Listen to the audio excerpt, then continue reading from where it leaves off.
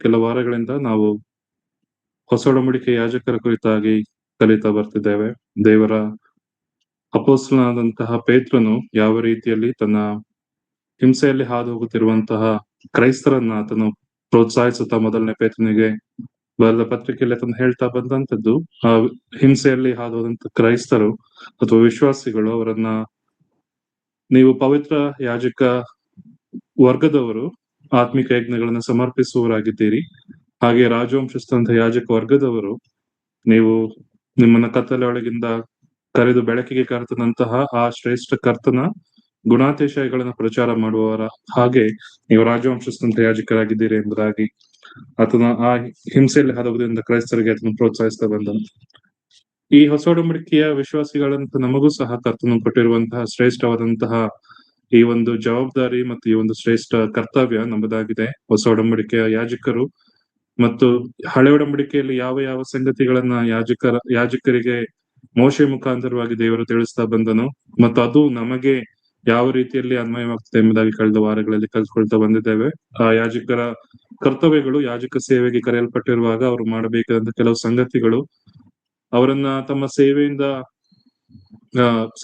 ಮಾಡದ ಹಾಗೆ ಮಾಡುವಂತ ಸುಮಾರು 12 ವಿಧವಾದಂತಹ ಅವಯವಗಳು, ಗುಣಲಕ್ಷಣಗಳು ಅವರಲ್ಲಿರುವುದಾದ್ರೆ ಅವರು ಯಾಜಕ ಸೇವೆ ಮಾಡಲು ಯೋಗ್ಯರಲ್ಲ ಎಂಬುದಾಗಿ ನಾವು ಕಲ್ತ್ಕೊಳ್ತಾ ಬಂದ್ವು. ಮತ್ತು ಯಾವ ರೀತಿಯಲ್ಲಿ ಅವರು ಪ್ರತಿಷ್ಠಿಸಲ್ಪಟ್ಟವರಾಗಿ ಯಾಜಕ ಸೇವೆಗೆ ಕರೆಯಲ್ಪಟ್ಟಿದ್ದಾರೋ ನಾವು ಸಹ ಅದೇ ರೀತಿ ಪ್ರತಿಷ್ಠಿಸಲ್ಪಟ್ಟವರಾಗಿ ನಾವು ಕರೆಯಲ್ಪಟ್ಟಿದ್ದೇವೆ ಯಾಜಕ ಸೇವೆಗೆ.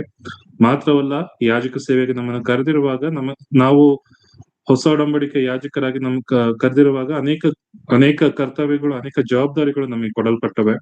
ಅವುಗಳನ್ನ ಸಹ ನಾವು ಕಲ್ತ್ಕೊಳ್ತಾ ಬಂದ್ವು. ನಮ್ಮ ಆ ಒಂದು ಹಳೆ ಒಡಂಬಡಿಕೆಯ ಒಂದು ಮಾದರಿ, ಆ ಒಂದು ಗುಡಾರದ ಮಾದರಿ ಮತ್ತು ಅದು ನಮಗೆ ಯಾವ ರೀತಿಯಲ್ಲಿ ಹೋಲಿಕೆ ಆಗ್ತದೆ ಎಂಬುದಾಗಿ ಕಳೆದ ವಾರಗಳಲ್ಲಿ ನಾವು ಕಲ್ತ್ಕೊಳ್ತಾ ಬಂದಿದ್ದೇವೆ. ಚಿನ್ನದ ಧೂಪವೇದಿ ಯಾವುದನ್ನು ಪ್ರತಿನಿಧಿಸುತ್ತದೆ ಮತ್ತು ಹೊಸ ಒಡಂಬಡಿಕೆ ಯಾಜಕರಂತ ನಾವು ಆ ಚಿನ್ನದ ಧೂಪವೇದಿಯಿಂದ ಏನು ಕಲ್ತ್ಕೊಳ್ಬಹುದು ಎಂಬುದಾಗಿ ಕಲ್ತ್ಕೊಳ್ತಾ ಬಂದು ಅದೇ ರೀತಿಯಲ್ಲಿ ಚಿನ್ನದ ಧೂಪಾರತಿ, ಈ ಧೂಪಾರತಿ ನಮಗೆ ಕಲಿಸಿಕೊಡುವಂತಹ ಆ ಸತ್ಯತೆಗಳು, ಇದು ನಮ್ಮ ಕರ್ತನಿಗೆ ಯಾವ ರೀತಿಯಲ್ಲಿ ಹೋಲಿಕೆಯಾಗಿದೆ ಎಂಬುದಾಗಿ ನಾವು ಕಳೆದ ವಾರದಲ್ಲಿ ಕಲ್ತ್ಕೊಳ್ತಾ ಬಂದಿದ್ವು. ಈಗ ತಿಳಿಸ್ತಾ ಬಂದ ಹಾಗೆ ಟೆಂಪಲ್ ಇನ್ಸ್ಟಿಟ್ಯೂಟ್ ಎಂಬುದಾಗಿ ಇಸ್ರಾಯೇಲ್ ನಲ್ಲಿ ಒಂದು ತಂಡ ಇದೆ. ಅವರು ಹೊಸ ಸತ್ಯವೇದದಲ್ಲಿ ಅಥವಾ ಮೋಶೆಗೆ ದೇವರು ಅಪ್ಪಣೆ ಕೊಟ್ಟಂತಹ ಆ ಒಂದು ಗುಡಾರ, ಅದರ ಪರಿಕಲ್ಪನೆಗಳು ಮತ್ತು ಅದನ್ನ ಅವರು ಗಂಭೀರವಾಗಿ ಧ್ಯಾನ ಮಾಡಿ ಅದೇ ರೀತಿಯಲ್ಲಿ ಅವರು ಈಗಾಗಲೇ ದೇವಾಲಯದ ಒಳಗಡೆ ಇಡಬೇಕಾದಂತ ಎಲ್ಲಾ ಸಂಗತಿಗಳನ್ನು ಅವರು ಈಗಾಗಲೇ ಸಿದ್ಧಪಡಿಸಿದ್ದಾರೆ. ಅದರಲ್ಲಿ ನಾವು ಧೂಪಾರತಿಯನ್ನ ನಾವು ನೋಡುದಾದ್ರೆ ಈ ರೀತಿ ಧೂಪಾರತಿ ಕಾಣ್ತದೆ ಮತ್ತು ಯಾಜಕನ ಒಂದು ಟ್ರೈನಿಂಗ್ ಕೊಡ್ತಿರುವಂತ ಒಂದು ಸಂಗತಿ, ಯಾವ ರೀತಿಯಲ್ಲಿ ಒಂದು ಧೂಪಾರತಿಯ ಬಳಿಯಲ್ಲಿ ಬಂದು ಸೇವೆ ಮಾಡ್ಬೇಕೆಂಬುದಾಗಿ ನೀವು ಚಿತ್ರದಲ್ಲಿ ನೋಡಬಹುದು. ಮತ್ತು ಈ ಧೂಪಾರತಿಯನ್ನು ಹಾಕುವಂತಹ ಒಂದು ಧೂಪಾರತಿಗೆ ಬೇಕಾಗುವಂತ ಒಂದು ಬಟ್ಟಲು ಮತ್ತು ಬಲಗಡೆಯಲ್ಲಿ ಕಾಣುವಂಥದ್ದು ಧೂಪಾರತಿ ಯಾವ ರೀತಿಯಲ್ಲಿ ಕಾಣ್ತದೆ. ಹಿಂದಿನ ಚಿತ್ರದಲ್ಲಿ ನಾವು ನೋಡುವಂಥದ್ದು ಬರೀ ಮೇಲ್ಭಾಗ ಮಾತ್ರ, ಅದು ಸೈಡ್ ವ್ಯೂ ಇಲ್ಲಿ ಕಾಣುತ್ತೆ ನಮಗೆ ಧೂಪಾರತಿ ಯಾವ ರೀತಿಯಲ್ಲಿದೆ. ಅದು ಮರದಿಂದ ಮಾಡಲ್ಪಟ್ಟಿದೆ, ಆದಾಗ್ಯೂ ಸಹ ಅದರ ಹೊರಗಿನ ಕವಚ ಅದು ಚಿನ್ನದ ತಗಡಿನಿಂದ ಹೊಡೆಸಲ್ಪಟ್ಟಿದೆ. ಎಷ್ಟು ಸುಂದರವಾಗಿ ಈ ಸಂಗತಿ ಕಾಣ್ತದೆ ಎಂಬುದಾಗಿ ನಾವು ನೋಡಬಹುದು. ಹೇಗೂ ಈ ಧೂಪವೇದಿ ನಮ್ಮನ್ನ ಕರ್ತನನ್ನ ಪ್ರತಿನಿಧಿಸ್ತದೆ, ಯಾವ ರೀತಿಯಲ್ಲಿ ಕರ್ತನ ಆ ಸಂಗತಿಗಳನ್ನ ಅದು ಪ್ರತಿನಿಧಿಸುತ್ತೆ ಎಂಬುದಾಗಿ ಕಳೆದ ಬಾರಿ ನಾವು ಕಲ್ತ್ಕೊಳ್ತಾ ಬಂದೆವು. ಧೂಪವೇದಿ ಎಂಬುದಾಗಿ ಹೇಳುವಾಗ ಯಾಜಕನು ಯಾವಾಗಲೂ ಅಲ್ಲಿ ಬಂದು ಪ್ರತಿದಿನ 2 ಬಾರಿ ಮುಂಜಾನೆಯಲ್ಲಿ ಅವನು ಬಂದು ದೀಪಗಳನ್ನ ಸರಿಪಡಿಸುವಾಗ ಅಲ್ಲಿ ಧೂಪ ಸಮರ್ಪಣೆಯನ್ನು ಮಾಡ್ತಾನೆ.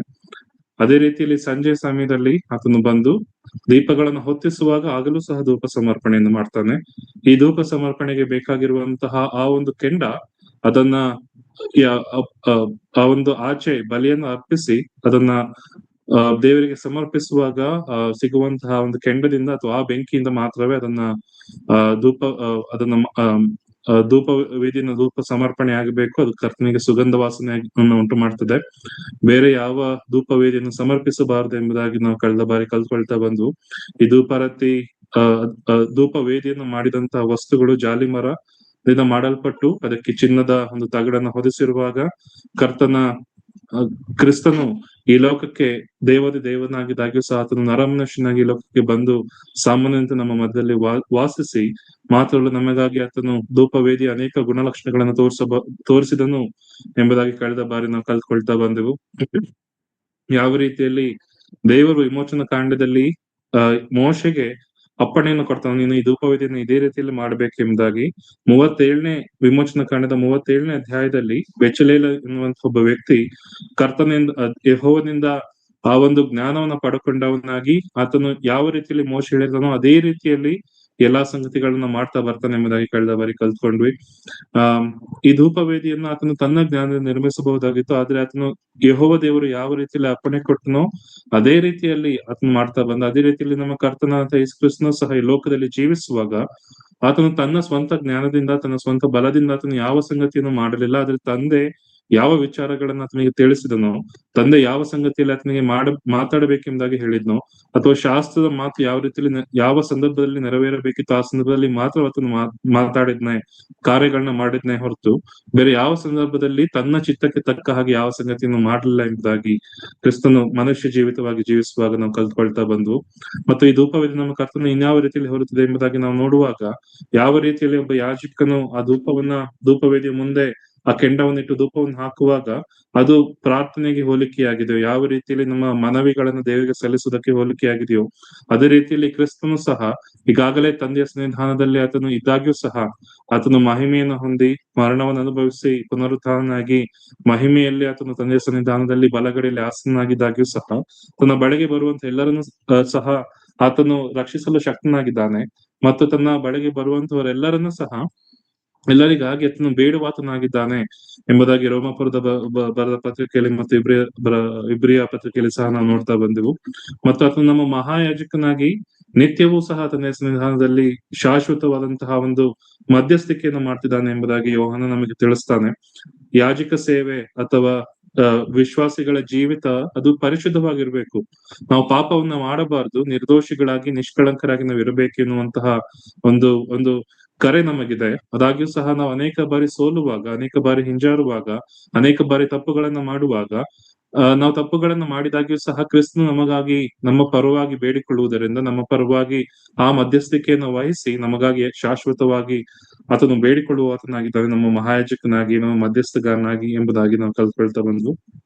ಅದೇ ರೀತಿಯಲ್ಲಿ ಈ ಚಿನ್ನದ ಧೂಪವೇದಿಗೆ ಪ್ರತಿ ವರ್ಷ ದೋಷ ಪರಿಹಾರಕ ದಿನದಲ್ಲಿ ಚಿನ್ನದ ಧೂಪವೇದಿಗೂ ಸಹ ಅವರು ದೋಷ ಪರಿಹಾರ ಮಾಡ್ತಿದ್ರು.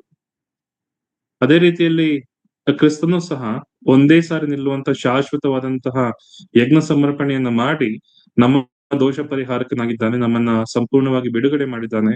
ಮತ್ತು ಆತನ ಆ ಒಂದು ಯಜ್ಞ ಸಂಪೂರ್ಣವಾದದ್ದು, ಅದರ ಹೊರತು ನಮಗೆ ಬೇರೆ ಯಾವುದೇ ಯಜ್ಞಗಳ ಅವಶ್ಯಕತೆ ಇಲ್ಲ ಎಂಬುದಾಗಿ ಕಳೆದ ಬಾರಿ ನಾವು ಕಲ್ತ್ಕೊಳ್ತಾ ಬಂದಿದ್ದೆವು. ಮತ್ತು ಈಗ ಅದರಲ್ಲೇ ಮುಂದುವರಿಯುತ್ತಾ ನಾವು ಈ ಚಿನ್ನದ ಧೂಪವೇದಿ ನಮಗೆ ಏನನ್ನು ಸೂಚಿಸ್ತದೆ, ಅಥವಾ ನಮ್ಮ ಜೀವಿತದಲ್ಲಿ ಚಿನ್ನದ ಧೂಪವೇದಿಯಿಂದ ನಾವು ವಿಶ್ವಾಸಿಗಳಾಗಿ ಏನನ್ನು ಕಲಿಯಬಹುದು ಎಂಬುದಾಗಿ ನಾವು ನೋಡ್ತಾ ಬರೋಣ. ಮೊದಲನೇದಾಗಿ ಈ ಚಿನ್ನದ ಧೂಪವೇದಿ ನಾವು ವಿಮೋಚನ ಕಾಂಡ 30ನೇ ಅಧ್ಯಾಯ 7ನೇ ವಚನ ನಾವು ಮತ್ತೊಮ್ಮೆ ಓದೋಣ. ವಿಮೋಚನ ಕಾಂಡ 30ನೇ ಅಧ್ಯಾಯ ಅದರ 7ನೇ ವಚನ. ಆರೋನನು ಪ್ರತಿನಿತ್ಯವೂ ಹೊತ್ತಾರೆಯಲ್ಲಿ ದೀಪಗಳನ್ನು ಸರಿಪಡಿಸುವಾಗಲೂ ಸಾಯಂಕಾಲದಲ್ಲಿ ದೀಪಗಳನ್ನು ಹೊತ್ತಿಸುವಾಗಲೂ ಅದರ ಮೇಲೆ ಸುಗಂಧ ದ್ರವ್ಯಗಳಿಂದ ಧೂಪವನ್ನು ಹಾಕಬೇಕು. ಮುಂದೆ, ಹೀಗೆ ನಿಮ್ಮಿಂದಲೂ ನಿಮ್ಮ ಸಂತತಿಯವರಿಂದಲೂ ಯೆಹೋವನ ಸನ್ನಿಧಿಯಲ್ಲಿ ನಿತ್ಯವಾದ ಧೂಪ ಸಮರ್ಪಣೆಯೂ ಇರಬೇಕು. ಆ ವೇದಿಯ ಮೇಲೆ ಬೇರೆ ಯಾವ ಧೂಪವನ್ನು ಹಾಕಕೂಡದು. ಅದರ ಮೇಲೆ ಹೋಮವನ್ನಾಗಲಿ ದಾನ ದ್ರವ್ಯವನ್ನಾಗಲಿ ಪಾನ ದ್ರವ್ಯವನ್ನಾಗಲಿ ಸಮರ್ಪಿಸಕೂಡದು. ಇಲ್ಲಿ ನಾವು ಯೆಹೋವ ದೇವರ ಅಪ್ಪಣೆಯ ಮೇರೆಗೆ ಕಲಿತುಕೊಳ್ಳುತ್ತಾ ಬಂದಂತ ಸಂಗತಿಗಳು, ಆರೋನನು ಅಲ್ಲಿ ಪ್ರತಿದಿನ 2 ಬಾರಿ ಆತನ ಧೂಪ ಸಮರ್ಪಣೆಯನ್ನ ಮಾಡಬೇಕು. ಮತ್ತು ಅದು ಶಾಶ್ವತವಾಗಿ ಆತನ ಸಂತಾನದವರಲ್ಲಿ ಮುಂದುವರಿತಾ ಬರಬೇಕು. ಮತ್ತು ಅದರ ಮೇಲೆ ಬೇರೆ ಯಾವುದೇ ಧೂಪವನ್ನು ಹಾಕಕೂಡದು. ಮತ್ತು ಯಾವುದೇ ಹೋಮವನ್ನಾಗಲಿ ಪಾನ ದ್ರವ್ಯವನ್ನಾಗಲಿ ಧಾನ್ಯ ದ್ರವ್ಯವನ್ನಾಗಲಿ ಇಲ್ಲಿ ಸಮರ್ಪಿಸಕೂಡದು ಎಂಬುದಾಗಿ ದೇವರು ತಿಳಿಸುವಂತ ಒಂದು ಸಂಗತಿ. ಹೊಸ ಒಡಂಬಡಿಕೆಯ ವಿಶ್ವಾಸಿಗಳಾದಂತಹ ನಮಗೆ ಈ ವಿಚಾರಗಳು ಯಾವ ರೀತಿಯಲ್ಲಿ ಇದು ನಮಗೆ ಹೋಲಿಕೆ ಆಗ್ತದೆ, ಅಥವಾ ಇದನ್ನು ನಾವು ಯಾವ ರೀತಿಯಲ್ಲಿ ಕಲಿತುಕೊಳ್ಬಹುದು ಎಂಬುದಾಗಿ ನಾವು ನೋಡುವಾಗ, ಕೀರ್ತನೆಯಲ್ಲಿ ಒಂದು ವಾಕ್ಯವನ್ನು ಓದಿಕೊಳ್ಳೋಣ. 141ನೇ ಕೀರ್ತನೆಯ 2ನೇ ವಚನ.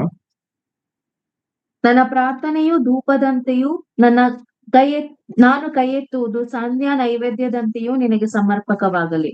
ನೋಡ್ರಿ, ಯಾವ ರೀತಿಯಲ್ಲಿ ಯೆಹೋವ ದೇವರು ವಿಮೋಚನಾ ಕಾಂಡದ 30ನೇ ಅಧ್ಯಾಯದ 7ನೇ ವಚನದಲ್ಲಿ ಅದನ್ನ ಹೇಳ್ತಾ ಬರ್ತಾನೋ, 2 ಬಾರಿ ಆರೋನನು ಪ್ರತಿನಿತ್ಯ ಧೂಪವನ್ನು ಸಮರ್ಪಿಸಬೇಕು ಎಂಬುದಾಗಿ ಹೇಳ್ತಾ ಬರ್ತಾನೋ, ಕೀರ್ತನಕಾರನು ಇಲ್ಲಿ 141ನೇ ಕೀರ್ತನೆಯಲ್ಲಿ ಹೇಳ್ತಾ ಬರುವ ಹಾಗೆ ಪ್ರತಿನಿತ್ಯದಲ್ಲಿ 2 ಬಾರಿ ನಾನು ಧೂಪ ಸಮರ್ಪಣೆಯನ್ನು ಮಾಡ್ತಿದ್ದೇನೆ. ಆದ್ರೆ ಯಾವ ಧೂಪ ಸಮರ್ಪಣೆ ಎಂಬುದಾಗಿ ನಾವು ನೋಡುವಾಗ ಪ್ರಾರ್ಥನೆಯು ಧೂಪದಂತೆ, ನಾನು ಕೈ ಎತ್ತುವುದು ಸಂಧ್ಯಾ ನೈವೇದ್ಯದಂತೆ ನಿನಗೆ ಸಮರ್ಪಕವಾಗಲಿ ಎಂಬುದಾಗಿ ಕೀರ್ತನಗಾರನು ಇಲ್ಲಿ ತಿಳಿಸುವುದನ್ನು ನಾವು ನೋಡ್ತಾ ಬರ್ತೇವೆ. ಅದೇ ರೀತಿಯಲ್ಲಿ ಹೊಸ ಒಡಂಬಡಿಕೆಯಲ್ಲಿ ನಾವು ಲೂಕನ ಸುವಾರ್ತೆಯಲ್ಲಿ ಇನ್ನೊಂದು ಸಂಗತಿನ ನಾವು ನೋಡ್ತೇವೆ. ಲೂಕ 1:10. ಧೂಪವನ್ನು ಅರ್ಪಿಸುವ ಹೊತ್ತಿನಲ್ಲಿ ಜನರು ಗುಂಪೆಲ್ಲ ಹೊರಗೆ ನಿಂತು ದೇವರನ್ನು ಪ್ರಾರ್ಥಿಸುತ್ತಿರಲಾಗಿ ಕರ್ತನ ದೂತನು ಧೂಪಪೀಠದ ಬಲಗಡೆಯಲ್ಲಿ ಕೂತುಕೊಂಡವನಾಗಿ ಅವನಿಗೆ ಕಾಣಿಸಿಕೊಂಡನು. ಇಲ್ಲಿ ನಾವು ನೋಡ್ತೇವೆ ಲೂಕನ ಸುವಾರ್ತೆಯಲ್ಲಿ ಜಕರಿಯನ ಕುರಿತಾಗಿ ಯಾಜಕನಾದಂತ ಜಕರಿಯನು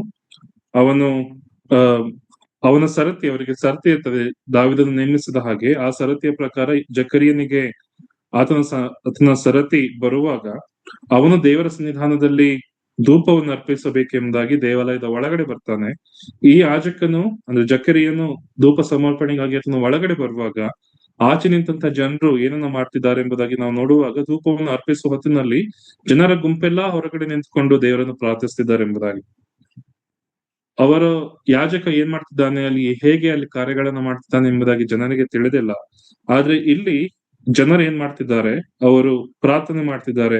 ಅಲ್ಲಿ ಯಾಜಕನು ಧೂಪ ಸಮರ್ಪಣೆಗೆ ಅಂತ ಅಲ್ಲಿ ಒಳಗಡೆ ಹೋಗಿದ್ದಾನೆ, ಪವಿತ್ರ ಸ್ಥಳದ ಒಳಗಡೆ.